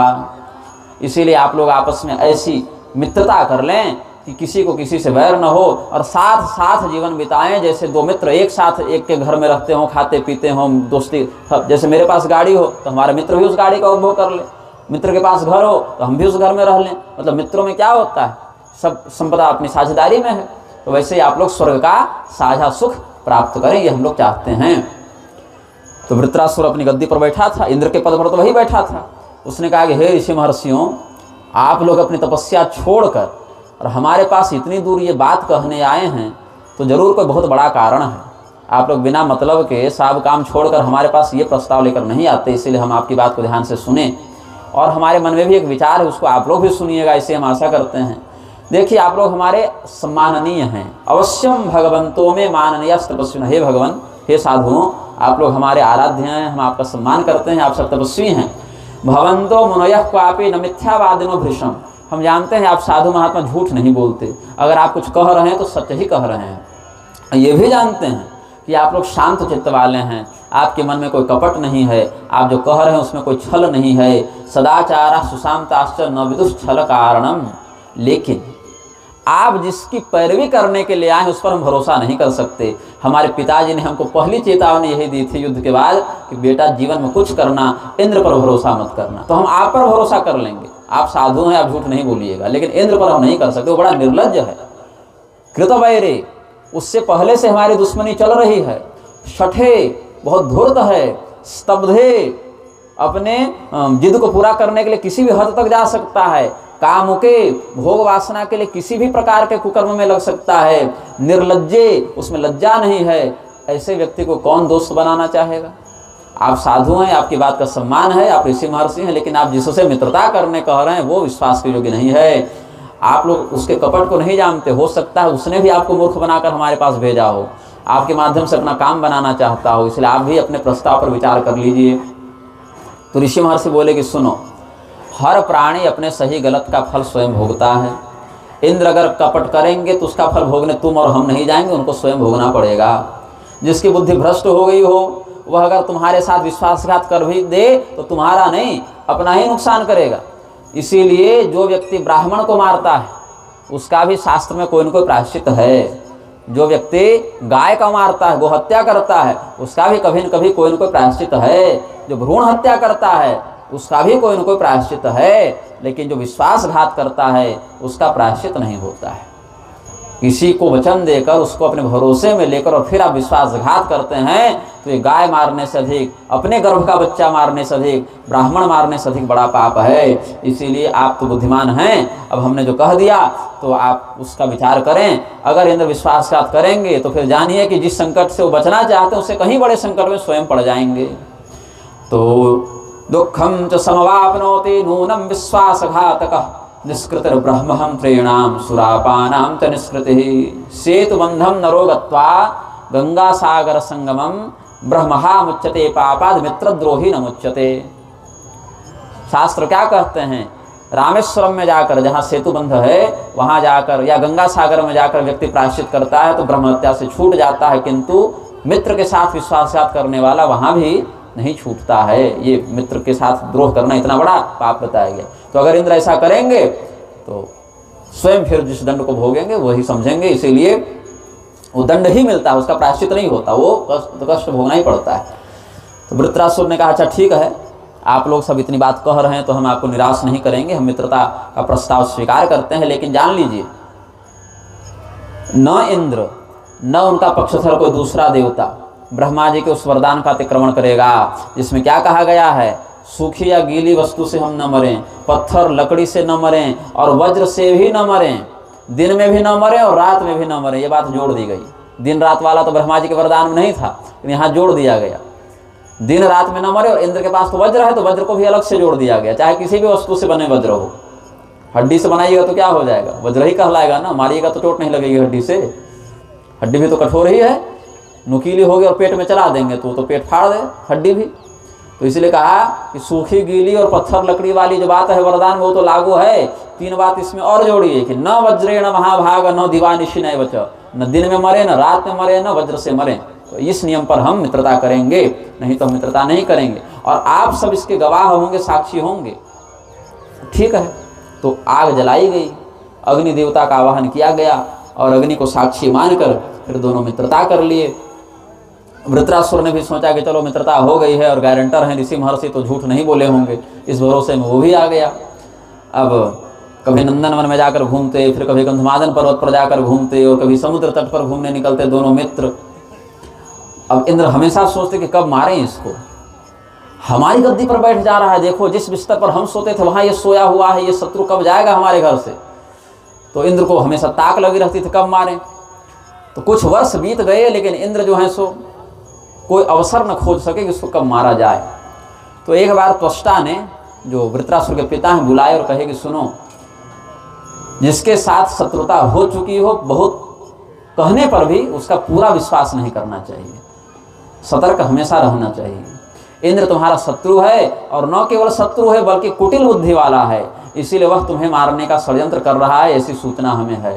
पुत्र सतर्क रहो, लोभी व्यक्ति उन्मत्त व्यक्ति, परिस्त्रीगामी, पाप बुद्धि, मदिरा पीने वाले व्यक्ति, कपटी और दूसरे के दुख को देखकर स्वयं सुखी होने वाले व्यक्ति, इन पर भरोसा नहीं करना चाहिए।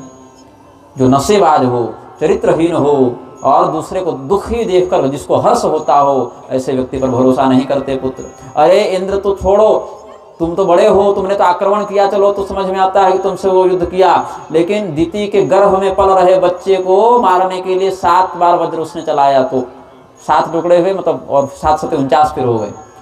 तो गर्भ के बच्चे को भी वह मार सकता है पुत्र। इसीलिए जिसने एक बार पाप किया वो दोबारा भी कर सकता है, उसकी प्रवृत्ति पाप में लग सकती है, भले न लगे अलग बात है, लेकिन लग सकती है, इस संभावना से आप मना नहीं कर सकते। पिताजी ने समझाया, लेकिन वृत्रासुर की चूंकि मृत्यु आ चुकी थी, इसीलिए कहा अच्छा ठीक है पिताजी, कोई बात नहीं, अब अभी तो मित्र बन गया है ना, अभी तो लड़ेगा तो फिर थोड़ी मार पाएगा, मेरे पास वरदान है, मेरे पास सब समझाया।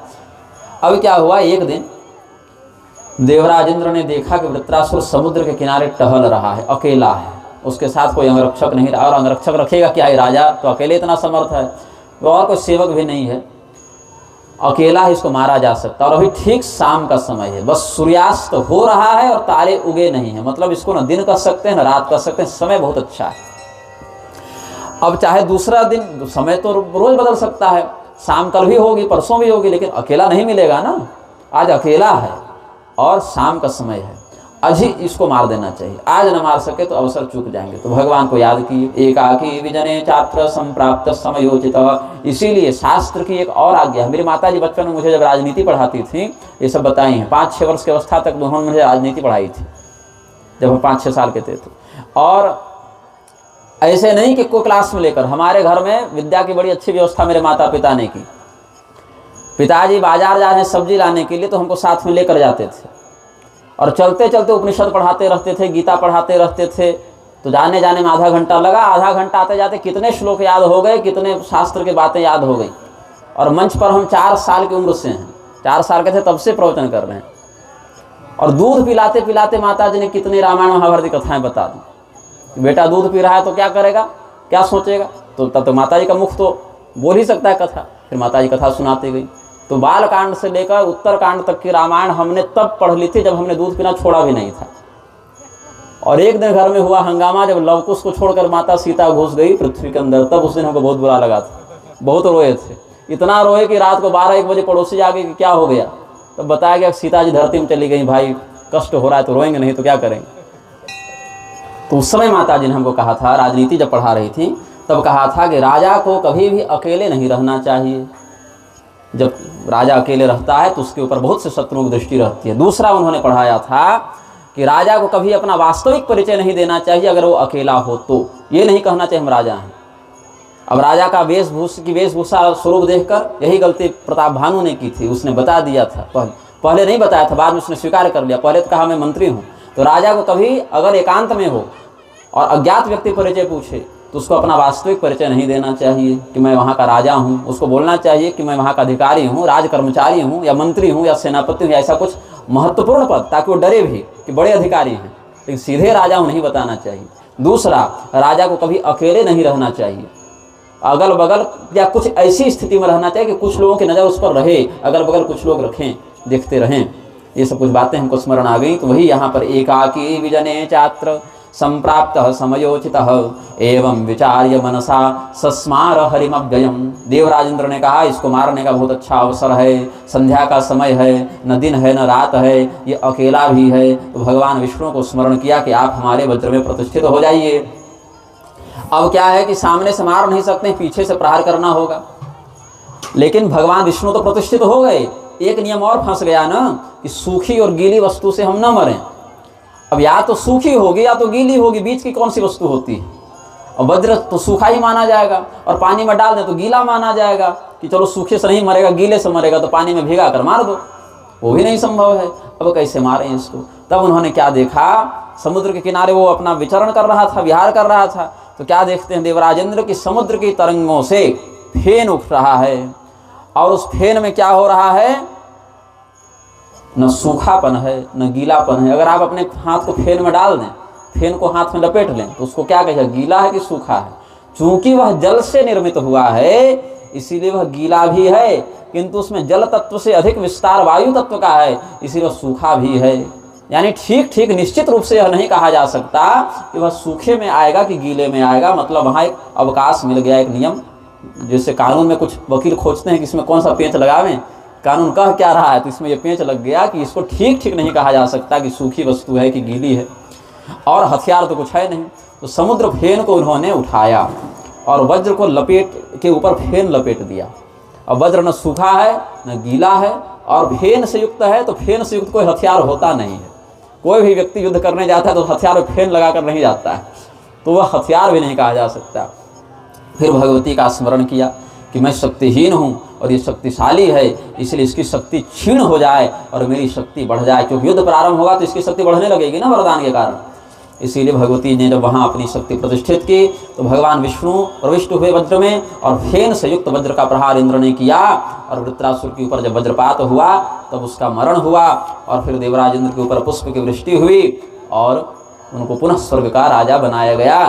तब नंदन वन में, जहाँ देवराज इंद्र का शाही बगीचा है, देवोद्यान जिसको कहा जाता है, वहीं भगवती का मंदिर बनवाया।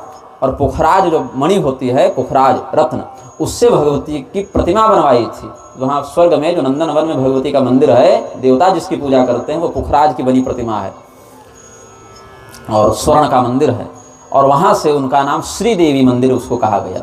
श्रीदेवी उनका नाम वहाँ स्वर्ग में हो गया, और वो देवताओं की कुलदेवी के रूप में वहाँ पर प्रतिष्ठित हुई हैं।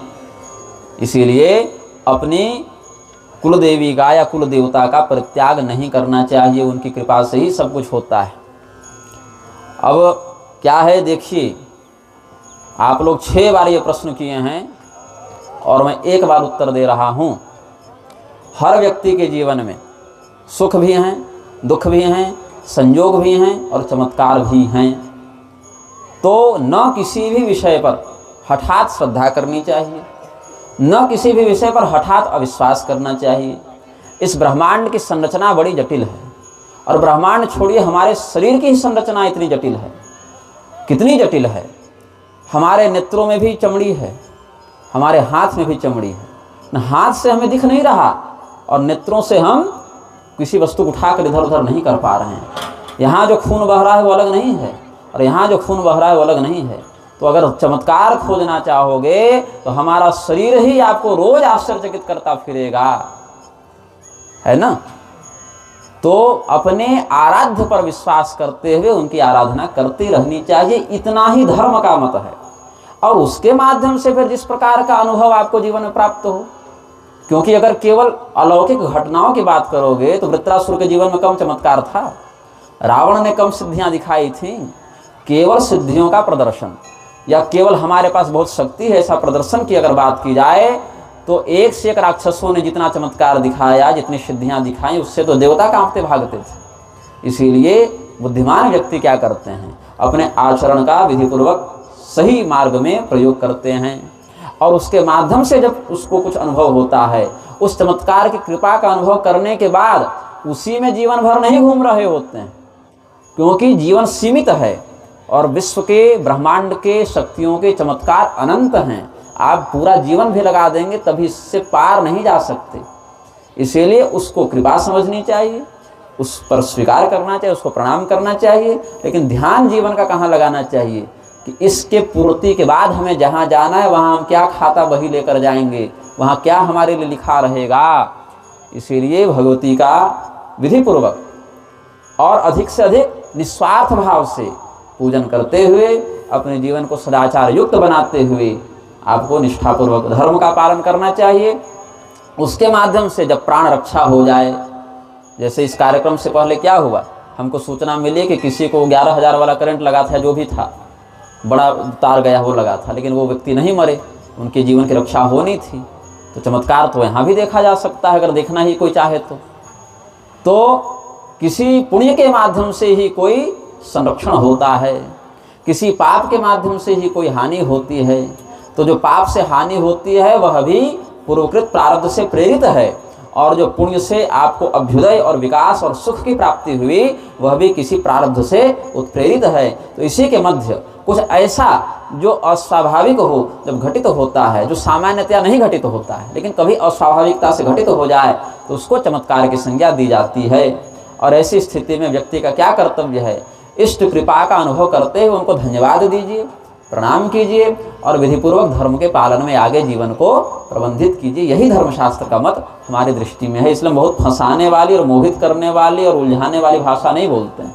उलझाने वाली भाषा बोलने वाले अगर हम होते तो भगवती की कृपा से, गुरुओं की कृपा से, माता पिता की कृपा से हमने जितना अध्ययन किया है इस 28 साल के शरीर में अभी तक, हमारे दरबार में भी लाखों लोग आ रहे होते। लेकिन लोगों को ज्ञान नहीं चाहिए, लोगों को धर्म का उपदेश नहीं चाहिए, उनको मनोरंजन चाहिए, उनको कुछ ऐसा चाहिए कि उनकी बुद्धि को बस अच्छा लगे, वाह गजब हो गया।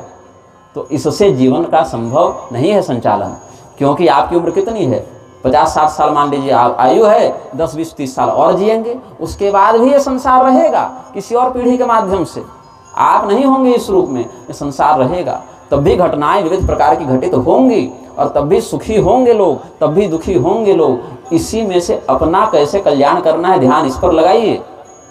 जिन व्यवहार के माध्यम से हम सब एकजुट होकर, एकनिष्ठ होकर और इष्ट कृपा का अनुभव करते हुए एक दूसरे के लौकिक और पारलौकिक हित का साधन कर सकें, बुद्धिमान व्यक्ति को उसी मार्ग का अनुसरण करना चाहिए। वानरों ने चमत्कार नहीं देखा। जब एक रावण करोड़ रावण बन गया तो क्या किया वानरों ने, अरे ये तो ज़्यादा, हमारे राम जी तो एक हैं, रावण तो 1 करोड़ हो गया, चलो उसी की पूजा करने लगे। ऐसा भी नहीं किया उन्होंने। जिस समय भगवान ने बाण चलाया तो माया भी समाप्त हो गई। तो माया चमत्कार ये राक्षस भी कर सकते हैं, ये देवता भी कर सकते हैं, और उन्हीं देवता या राक्षसों की कृपा प्राप्त मनुष्य भी कुछ अंश में वो कर सकते हैं। तो उससे ब्रह्मांड की मौलिक सत्ता प्रभावित नहीं होती है। मौलिक सत्ता सदाचरण से प्रभावित होती है, और जिस प्रकार के आचरण का शास्त्र ने उपदेश किया हो उसी को ध्यान से श्रवण करना चाहिए। और वह जब सिद्ध हो जाएगा तो आप स्वयं में ही एक चमत्कार हो जाएंगे। हम यह मानते हैं कि तुलसीदास जी का जीवन स्वयं में ही एक चमत्कार है, सूरदास जी का, रैदास जी का, मीराबाई का जीवन ही अपने आप में एक चमत्कार है। क्यों? क्योंकि उन्होंने उस इष्ट का उस श्रद्धा से और उस अनुशासन से भजन किया है। ये कर लेंगे तो फिर सभी चमत्कार सार्थक हैं। ये नहीं कर पाए तो मनोरंजन के अलावा कोई विशेष लाभ नहीं होगा। तो चमत्कार की सार्थकता कब होती है? जब व्यक्ति स्वयं सदाचारी होकर उस इष्ट का विधिपूर्वक अनुसरण करे, उसका पूजन करे। तो आशा है कि आप सब हमारे मंतव्य को समझ गए होंगे। अब यहाँ पर देवराज इंद्र के साथ भी चमत्कार हो गया। क्या हो गया कि वृत्रासुर तो मर गया लेकिन ये सुखी नहीं हुए। इनको क्या लगा था कि वृत्रासुर मर जाएगा तो हम सुखी हो जाएंगे, इसलिए तो मारना था, लेकिन ये नहीं हुए सुखी। इनको लग गई ब्रह्म हत्या। क्यों?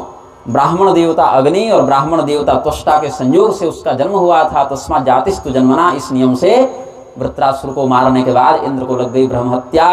और सभी ऋषि महर्षियों ने इंद्र को फिर धिक्कारना आरंभ किया कि अरे हम लोगों को इसने मूर्ख बनाया। अच्छा, देवराज इंद्र ने बताया नहीं था ऋषियों को कि आप जब मीडिएटर बनकर जाइएगा, मध्यस्थ होकर, तो हम बाद में मार देंगे मित्र को। हमारे नाम को खराब किया इसने, हमारे कारण वृत्रासुर ने मित्रता की, हमारे कारण वृत्रासुर ने भरोसा करके इंद्र को अपने द्वारा अभयदान दिया, और आज हमारा ही नाम बिगाड़ते हुए इंद्र ने विश्वासघात कर लिया। देखिए कितने लोगों को पाप लगता है। मंत्रकृत बुद्धिदाता च प्रेरकः पापकारिणां पाप भाग स भवेन्नूनं पक्षकर्ता तथैव च। जो पाप करने की सलाह दे, पाप करने में जो साथ में बैठकर योजना बनाए, पाप की जो प्रेरणा दे, और जो पाप करने में साथ में जाकर पाप में सहयोग, एक तो प्रेरणा दिया, एक योजना साथ में बैठकर बनाया, प्लानिंग किया, दूसरा पाप करने साथ में गया भी कि चलो हम हेल्प करेंगे, सहयोग करेंगे, और चौथा जो उस पाप का समर्थन करे, यहाँ बहुत बढ़िया किया, या उसका पक्ष लेकर बात करे समाज में, ये सभी लोग पाप करने वाले व्यक्ति के ही समान पाप के भागी बनते हैं। तो कौन कौन इसमें लग गए? बोले सब लग जाएंगे। इंद्र को भी दोष लगेगा, उसमें भगवान विष्णु प्रतिष्ठित थे, उनको भी दोष लगेगा, और हम सभी लोगों ने मिलकर मित्रता कराए थे, हमको भी दोष लगेगा। बताओ, हमने तो 4 पुरुषार्थ की बात कही थी। द्वावेवस्तः पदार्थानां द्वावेव निधनं गतौ। प्रथमश्च तुरीयश्च यौ त्रैलोक्याम तु दुर्लभौ। कितने पुरुषार्थ होते हैं सनातन धर्म में? बोले 4। कौन कौन? धर्म, अर्थ, काम, मोक्ष। तो पहला और चौथा मर गया और बीच के 2 बच गए, और उसी को पालन करने के चक्कर में पूरा संसार मरा पड़ा है। धर्म पहला और मोक्ष चौथा, ये समाप्त हो गए। प्रथमश्च तुरीयश्च यौ त्रिलोक्याम तु दुर्लभौ। पहला और चौथा जो त्रिलोकी में दुर्लभ है वो समाप्त हो गया, और अर्थ काम बच गए। अब बड़े बड़े पंडित केवल धर्म और अधर्म की बात बोलते हैं, पालन नहीं करते। क्या है? धर्माधर्मेति वाग्वादो। वाणी का ये विवाद का विषय हो गया, वाग्वाद हो गया। दंभोजम महतामपि। अब बताओ, हम लोग इतने विश्वास के साथ इंद्र और वृत्रासुर की मित्रता कराए थे, इंद्र ने वध कर दिया, नाम हमारा खराब हुआ कि आपके कहने पर हमने मित्रता की थी। अब वृत्रासुर स्वयं आकर बोलने तो नहीं जा रहा है, लेकिन कम से कम वृत्रासुर की इस घटना से लोगों ने तो ऋषियों को कहा ना कि कैसी दोस्ती कराए थे आप, जबकि वृत्रासुर ने तो मना भी किया था कि उस पर विश्वास नहीं करेंगे, आप पर कर ले रहे हैं, इसीलिए मित्रता का हम प्रस्ताव स्वीकार करते हैं। अब त्वष्टा को दोबारा बुरा लगा, बोले कि दूसरे पुत्र को इंद्र ने मार दिया कपट करके, इसको आज तक ठीक से कुछ दंड नहीं मिला है। तो अपने पुत्र का अंतिम संस्कार करके बहुत वो रोने लगे, और इंद्र को ब्रह्महत्या लग गई थी और विश्वासघात का भी दंड मिलना था। तो इसीलिए देवराज इंद्र ब्रह्महत्या के भय से व्याकुल होकर मानसरोवर में जाकर छिप गए, बड़े चिंतित होकर। 1000 वर्षों तक इंद्र छिपे हुए थे मानसरोवर में, स्वर्गीय सुखों से बहिष्कृत होकर देवराज इंद्र ने 1 सहस्र वर्षों का निर्वासन झेला है। सरल भाषा में कहें तो बहिष्कार स्वर्ग से देवराज इंद्र का। बाहर रहेंगे तो ब्रह्महत्या लगेगी। तीर्थ में ब्रह्महत्या मानसरोवर में प्रवेश नहीं करती, तो वहीं एक कमल नाल के अंदर छिपकर वो भूखे प्यासे रहने लगे। अब स्वर्ग की गद्दी हो गई खाली, कौन बने राजा? तो शिव जी के एक दामाद हैं, अब ही नहीं है, थे 5000 साल पहले, 5200 साल पहले उनका उद्धार हो गया युधिष्ठिर जी के माध्यम से। शिव जी की पुत्री अशोक सुंदरी से राजा नहुस का विवाह हुआ था। वही राजा नहुस को बोला गया कि आप तेजस्वी हैं, पराक्रमी हैं, आप में योग्यता है, आप देवराज इंद्र का पद संभालें जब तक हमारे वाले इंद्र वापस न आ जाएं। जैसे कहीं समिति भंग होती है तो विवाद से बचने के लिए एक कार्यकारी अध्यक्ष बना दिया जाता है। चुनाव के बीच में प्रोटेम स्पीकर बनाते हैं ना विधानसभा में, कि भाई अभी आप कार्यकारी अध्यक्ष बन जाएं, तो वैसे कार्यकारी इंद्र के रूप में नहुस को बैठाया गया। अब जहाँ धरती के राजा स्वर्ग के राजा बने तो गद्दी छोड़ने वाले हैं वो। कार्यकारी क्या होता है? इंद्र इंद्र होता है, हम इंद्र हैं, योग्य हैं तब न बने हैं, तो अब हम ही इंद्र रहेंगे। अच्छा ठीक है महाराज, हमको क्या मतलब, वो इंद्र गलती की अपना भोगेंगे, हमारा तो फिर राज्य चलना चाहिए, चलिए आप ही इंद्र रहिए। बोले ऐसे कैसे इंद्र रहेंगे? इंद्र बिना इंद्राणी के रहते हैं क्या? हमारे लिए इंद्राणी लेकर आओ। अब देखिए बात ऐसी है कि आप इंद्र बने हैं तो इंद्राणी कौन बनेगी? आपकी पत्नी बनेगी। और इनको चाहिए था पिछले वाले इंद्र की इंद्राणी, हमारी पत्नी तो खैर है ही, उनसे तो हम कहाँ दिक्कत है, लेकिन इंद्राणी वो वाली चाहिए और इंद्र बनेंगे हम। ये हो गई गड़बड़। अब पुराने वाले इंद्र रिटायर हो गए, चाहे बहिष्कृत हो गए, तो उनकी इंद्राणी का पद भी तो चला गया साथ साथ।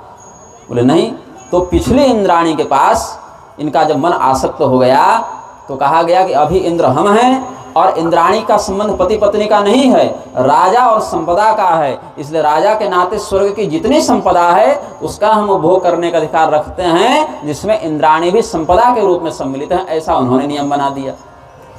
अब ये गड़बड़ हो गई तो सभी ऋषि महर्षि और देवता गए सची के पास, बोले हे भगवती, ये दुराचारी नहुस जो है उसने आदेश दे दिया है कि सची को हमारे पास लेकर आओ, और गद्दी पर वही बैठा है और इतना पराक्रमी है, इतना तेजस्वी है कि हम उससे युद्ध करके जीत नहीं सकते।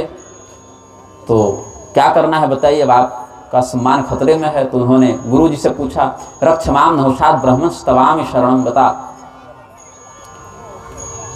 तो आपकी हम शरण में है गुरुदेव, आप बताइए क्या करना है। तो बृहस्पति बोले कि सुनो, अगर पति रक्षा नहीं कर पाएगा तो पिता रक्षा करता है, पिता रक्षा नहीं कर पाए तो पुत्र रक्षा करता है। मतलब स्त्री को सर्वथा कोई न कोई रक्षक परिवार में प्राप्त होता है, ये धर्म का मत है।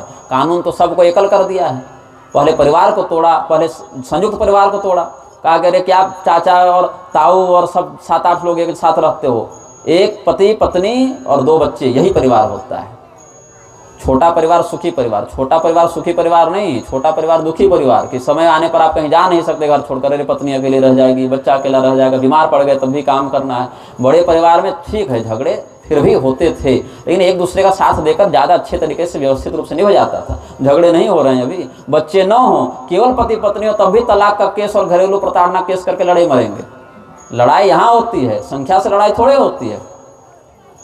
तो इसीलिए अब तो ये स्थिति हो गई कि कोई किसी का रक्षक नहीं। सरकार कहेगी हम रक्षक हैं और रक्षा करने के नाम पर केवल टैक्स लेगी। यही धर्म का की भविष्यवाणी है कलयुग में कि राजा जो है या जो भी शासक होगा, जिसके हाथ में सत्ता होगी, वो केवल टैक्स लेना जानेगा, रक्षा नहीं करना जानेगा। ये कलयुग में होगा, ऐसी भविष्यवाणी शास्त्र में मिलती है। तो बृहस्पति जी बोले कि देखो तुम हमारी यजमान की पत्नी हो, मतलब बेटी हो हमारी, इसीलिए हम पिता होने के नाते तुम्हारी रक्षा करेंगे और मेरे रहते नहुस तुम्हारा स्पर्श नहीं कर पाएगा। नत्वां दास्याम्य हम वत्से त्यक्त्वा धर्मम सनातनम, सनातन धर्म का परित्याग करके हम तुम्हें वहाँ नहीं भेजेंगे। तुम हमारे घर में रहो, हमारे संरक्षण में रहो। हम तुम्हारे पिता हैं या पिता तुल्य हैं। पिता तो ऐसे सीधे पिता तो नहीं है, लेकिन पिता के बराबर हैं क्योंकि गुरु हैं, इसलिए हम तुम्हारी रक्षा करेंगे। अब ये चले गए। इंद्राणी ने स्वर्ग का परित्याग कर दिया और गुरु जी की कुटिया में चली गई। गुरु जी बोले हमारे घर में रहो जब तक तुम्हारे पति नहीं आते। अब नहुस को बड़ा क्रोध आया कि जिस स्त्री को हम अपने महल में लाने के लिए कहे वो बृहस्पति के घर में कैसे चली गई। उस मूर्ख ने इंद्राणी को अपने घर में रखा है। इस इंद्राणी गृहे मूढ़ो रक्षती ते मया श्रुतम, कोई बात नहीं, हम उस बृहस्पति को भी दंडित करेंगे। तब लोगों ने समझाया कि हे महाराज, एक इंद्र गए थे अहल्या का गमन करने के लिए, पर स्त्री गमन का कलंक पहले से गद्दी में लगा हुआ है, आप काहे उसको बढ़ाने में तुले हुए हैं। पिछले वाले इंद्र गए थे ना गौतम मुनि के कुटिया में ऐसे ही अवैध रूप से, तो एक तो कलंक तो लग ही गया इंद्र पद को। अब आप भी वही काम करेंगे। तो ऐसे जो सची हैं वो सौभाग्यवती हैं, पतिव्रता हैं, उनके पति जीवित हैं, उनके पति के जीवित रहते वो कैसे दूसरा विवाह करेंगे। ऐसे पति के जाने के बाद भी नियम नहीं है, लेकिन चलो ठीक है, अगर मान लिया कि करने का कोई होगा विकल्प तो भी पति के जीवित रहते कैसे करें। आप धर्म के रक्षक हैं, तीनों लोगों के स्वामी हैं। तादृशो धर्ममातिष्ठत् तदा नश्यत् प्रजा ध्रुवम्। यदि आप धर्मराज देवराज के पद पर बैठकर अगर आप परिस्त्री गमन करेंगे तो संसार कहाँ जाएगा।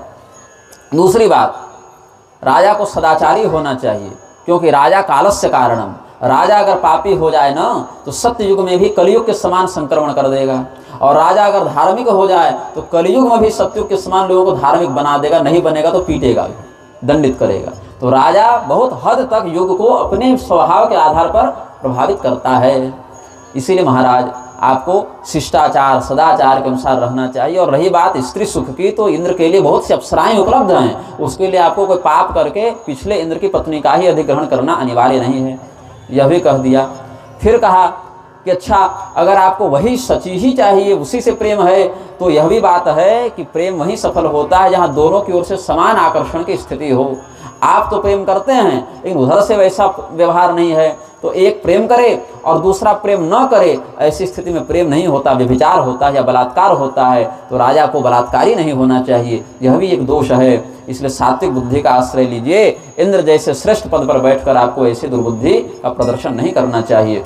तब नहुस ने कहा कि सुनो, गौतमस्य यदा भुक्ता दाराः शक्रेण देवता वाचस्पतेस्तु सोमेन क्वयोऽयं संस्थितास्तदा परोपदेशे कुशला प्रभवन्ति नराः किल कर्ता चैवोपदेष्टा च दुर्लभः पुरुषो भवेत्। जब देवराज इंद्र का तुमने भी स्मरण किया, देवराज इंद्र ने जब अहल्या के साथ व्यभिचार किया, तब तुम लोग कहाँ उपदेश देने गए थे उनको।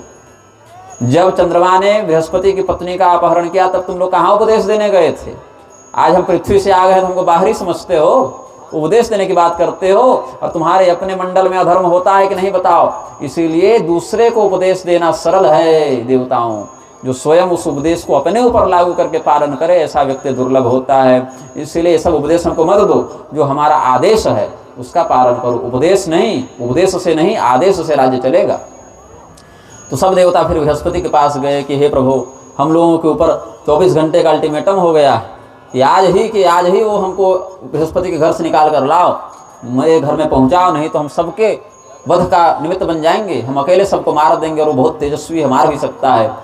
तो बृहस्पति ने कहा कि हे देवताओं, आप लोग राजा के वशीभूत होंगे, गुरु राजा के वशीभूत नहीं होता है। गुरु राजा को आदेश देता है, राजा पूरी प्रजा को आदेश देता है, लेकिन गुरु को नहीं दे सकता। गुरु का आदेश राजा मानता है। इसलिए मैं नहुस के शासन के अधीन नहीं हूँ, मैं धर्म के अधीन हूँ, और मेरा धर्म यह कहता है कि इसके पति की अनुपस्थिति में हम इसकी रक्षा करें, और हम इसको अपने घर से वहाँ तो नहीं भेजने वाले। तो अब क्या किया जाए। बोले ऐसा करो, अभी उसको थोड़ा सा टाल दो, कह दो कि इंद्र जब मर जाएंगे तब हम आपसे विवाह करेंगे।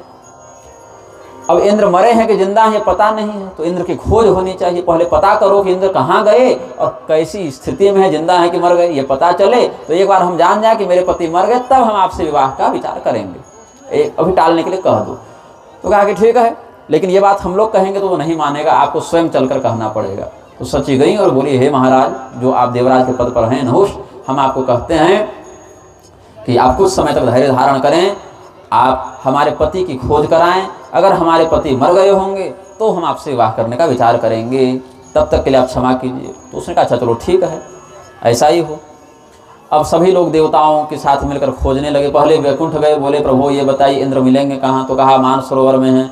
फिर कहा कि मानसरोवर में है तो वहाँ आएंगे तो ब्रह्मत्या लगेगी, उसके लिए प्रायश्चित करवाना पड़ेगा। तो कहा कि प्रायश्चित के लिए तुम लोग अश्वमेध यज्ञ करो।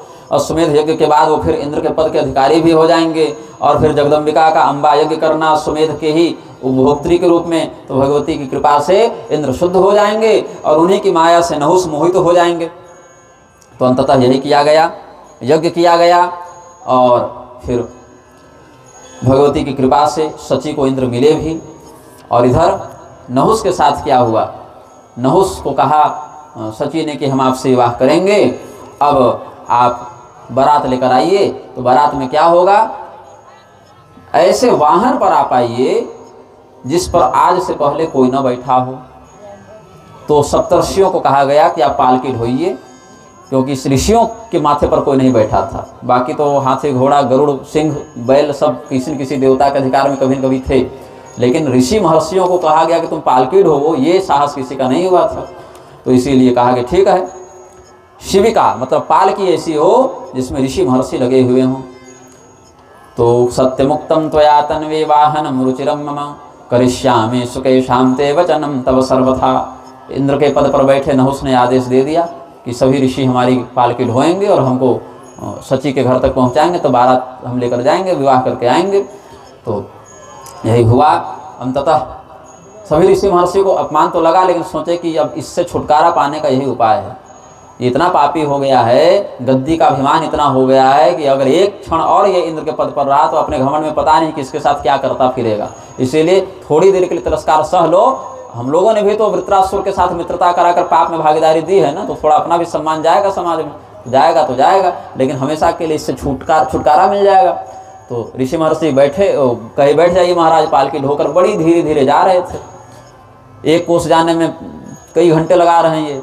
तो राजा नहुष को क्रोध आया, वो कामातुर था, उसको जल्दी पहुंचना था। उसने कहा कि सर्प मतलब जल्दी चलो, ऐसा कह के लात मार दी अगस्त मुनि के मस्तक पर। और अगस्त्यम तापसम श्रेष्ठम लोपा मुद्रा पतिम तदा।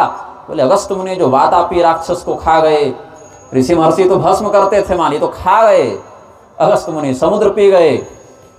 ऐसा पराक्रम जिनका है जो देवताओं को भी आश्चर्यचकित कर दे, ऐसे अगस्त मुनि कि मस्तक पर जब एक लात मार दी नहुष ने तो उनको बहुत बुरा लगा और कहा कि अच्छा, और कोड़ा से भी मारा। फिर जैसे कोई पशु के साथ बर्ताव करे क्रूर व्यक्ति, ऐसे सज्जन व्यक्ति तो पशु के साथ भी ऐसा नहीं करता, पैर से किसी प्राणी को नहीं मारता है सज्जन व्यक्ति, चाहे जानवर भी क्यों ना हो, कोड़ा से मारकर दंडित नहीं करता।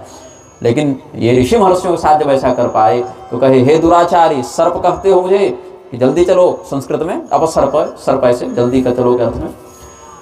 तो सर्पो भव दुराचार वने घोर वपुर महान बहुवर्ष सहस्राणि यत्र क्लेशो महान भवेत्। जहाँ पर तुमको बहुत कष्ट होगा, बहुत भूख प्यास लगेगी, ऐसे सर्प योनि को चले जाओ, जंगल में पड़ जाओ, तुम स्वर्ग के राजा बनने के योग्य नहीं हो। ऐसा जो शाप दे दिया नहुष को, क्योंकि लात मारी ऋषियों को तो उनका जो पुण्य था, और कोड़े से मारा तो उनका पुण्य घट गया, उनकी जो शक्ति थी वो क्षीण हो गई, तो शाप उनको तुरंत लग गया। वो वहाँ से अजगर बनकर नीचे गिरे, और जब नीचे गिरे तो फिर बहुत मतलब लगभग हम समझते हैं कि 11-12 करोड़ वर्षों तक वो शापित रहे हैं राजा नहुष। बहुत बड़ा दंड मिला उनको। और बाद में कहा गया कि आप ही के वंश में कोई धर्मात्मा के साथ आपका सत्संग होगा, उस सत्संग के बाद आपकी मुक्ति होगी, उद्धार होगा। तो वही राजा नहुष के पुत्र थे ययाति, और ययाति के 5 पुत्र थे, यदु, अनु, द्रुह्युत, रोसु, पुरु। तो वही यदु से यदुवंश चला, जो बड़े पुत्र थे उनसे यदुवंश चला, जिसमें भगवान कृष्ण हुए, और सबसे छोटे जो थे पुरु, उनसे पुरुवंश चला, जिसमें युधिष्ठिर इत्यादि हुए। तो वही जब जंगल गए थे पांडव, तो उसमें भीमसेन को ये अजगर ने पकड़ लिया था। तो भीमसेन को बड़ा आश्चर्य हुआ कि हम जिन बड़े बड़े राक्षसों का वध करने में समर्थ हैं, 10,000 हाथियों का बल हमारे अंदर ही, अजगर हमको कैसे बेहोश कर रहा है, कैसे जकड़ रहा है। तब उन्होंने कहा, देखो हम अजगर हैं नहीं, हम हैं तुम्हारे पूर्वज, मेरा नाम है नहुस, और बड़ी दुर्भाग्य की बात है कि हमको अपने ही वंश का भक्षण करना पड़ रहा है, क्योंकि भूख लगी है और मेरे पास दूसरा विकल्प नहीं है, और इस शापित क्षेत्र के बाहर हम जा नहीं सकते, तो जो अंदर आता है विधाता ने हमको उसका उपभोक्ता बनाया है। तो बोले कि और कोई उपाय नहीं है जान बचाने का? बोले उपाय यही है कि हमको युधिष्ठिर जी से सत्संग करा दो, वो धर्मराज हैं। फिर अपने भाई की खोज में युधिष्ठिर जी आए, फिर सत्संग हुआ है, दोनों में कुछ धर्मशास्त्र के विषय में चर्चा हुई, और फिर राजा नहुस का सर्प योनि से उद्धार हुआ है। तो अर्थ क्या है, पूरी आज जो हमने कथा कही, इस कथा का सार अंतिम में बता देता हूँ।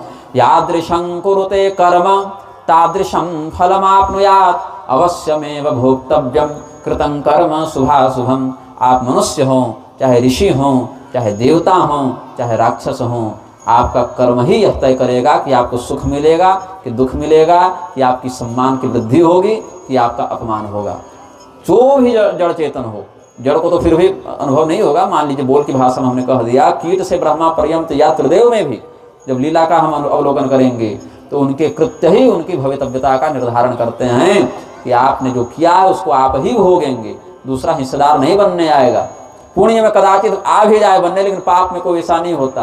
पुण्य अगर कर लेके चलो, हमने कार्तिक नहाया, माघ नहाया, एकादशी किया, तो इतना पुण्य हमने अपने पति को दे दिया या पिता को दे दिया या पूर्वजों को दे दिया, वो तो खैर ठीक भी है। जैसे संपत्ति है, 10,000 हमने कमाया तो 5,000 आपको दे दिया, लेकिन कर्जे में अगर 10,000 है तो थोड़े कहेंगे कि 5,000 आप चुका दीजिए।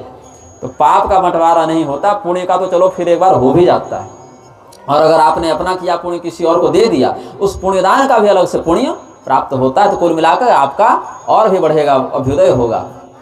तो इसीलिए जो भी जीव हो, चाहे वह मनुष्य हो, चाहे वह देवता हो, चाहे ऋषि हो, चाहे राक्षस हो, विवेक पूर्वक जो भी कर्तव्य में वह प्रेरित होता है, अच्छा करेगा तो सुख, बुरा करेगा तो दुख, उसका अकेला उपभोक्ता वही होता है। यही सार हमने आपको बताया, और आशा करते हैं कि जितना विषय हमको बोलना था उतना हम आप सबों को समझाने में सफल रहे।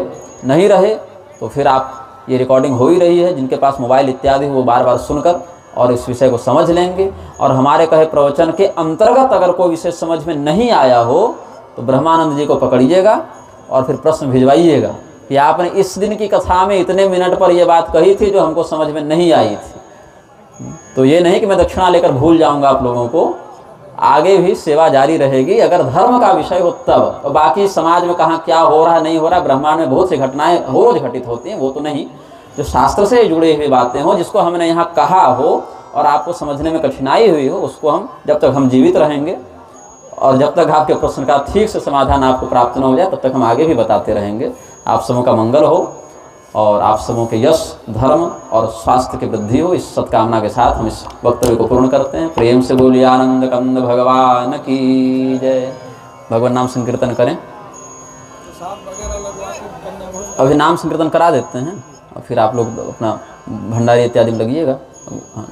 सीताराम सीताराम सीताराम सीताराम सीताराम सीताराम सीताराम सीताराम राधे श्याम राधे श्याम राधे श्याम राधे श्याम राधे श्याम राधे श्याम राधे श्याम राधे श्याम सीताराम सीताराम सीताराम सीताराम सीताराम सीताराम सीताराम सीताराम राधे श्याम राधे श्याम राधे श्याम राधे श्याम राधे श्याम राधे श्याम राधे श्याम राधे श्याम सीताराम सीताराम सीताराम सीताराम सीताराम सीताराम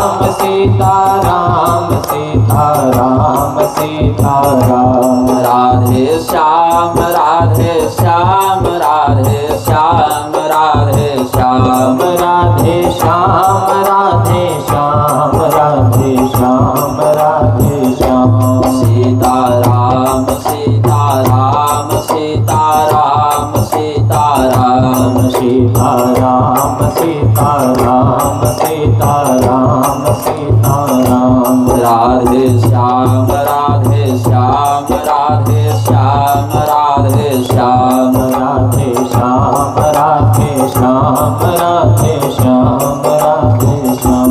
प्रेम से बोलिए आनंद कंद भगवान की, श्री देवी भागवत महापुराण की, श्री लक्ष्मी नारायण भगवान की, श्री उमा महेश्वर भगवान की, श्री सीतारामचंद्र भगवान की, श्री विंध्यवासिनी मैया की, श्री वेदव्यास जी महाराज की, सत्य सनातन धर्म की।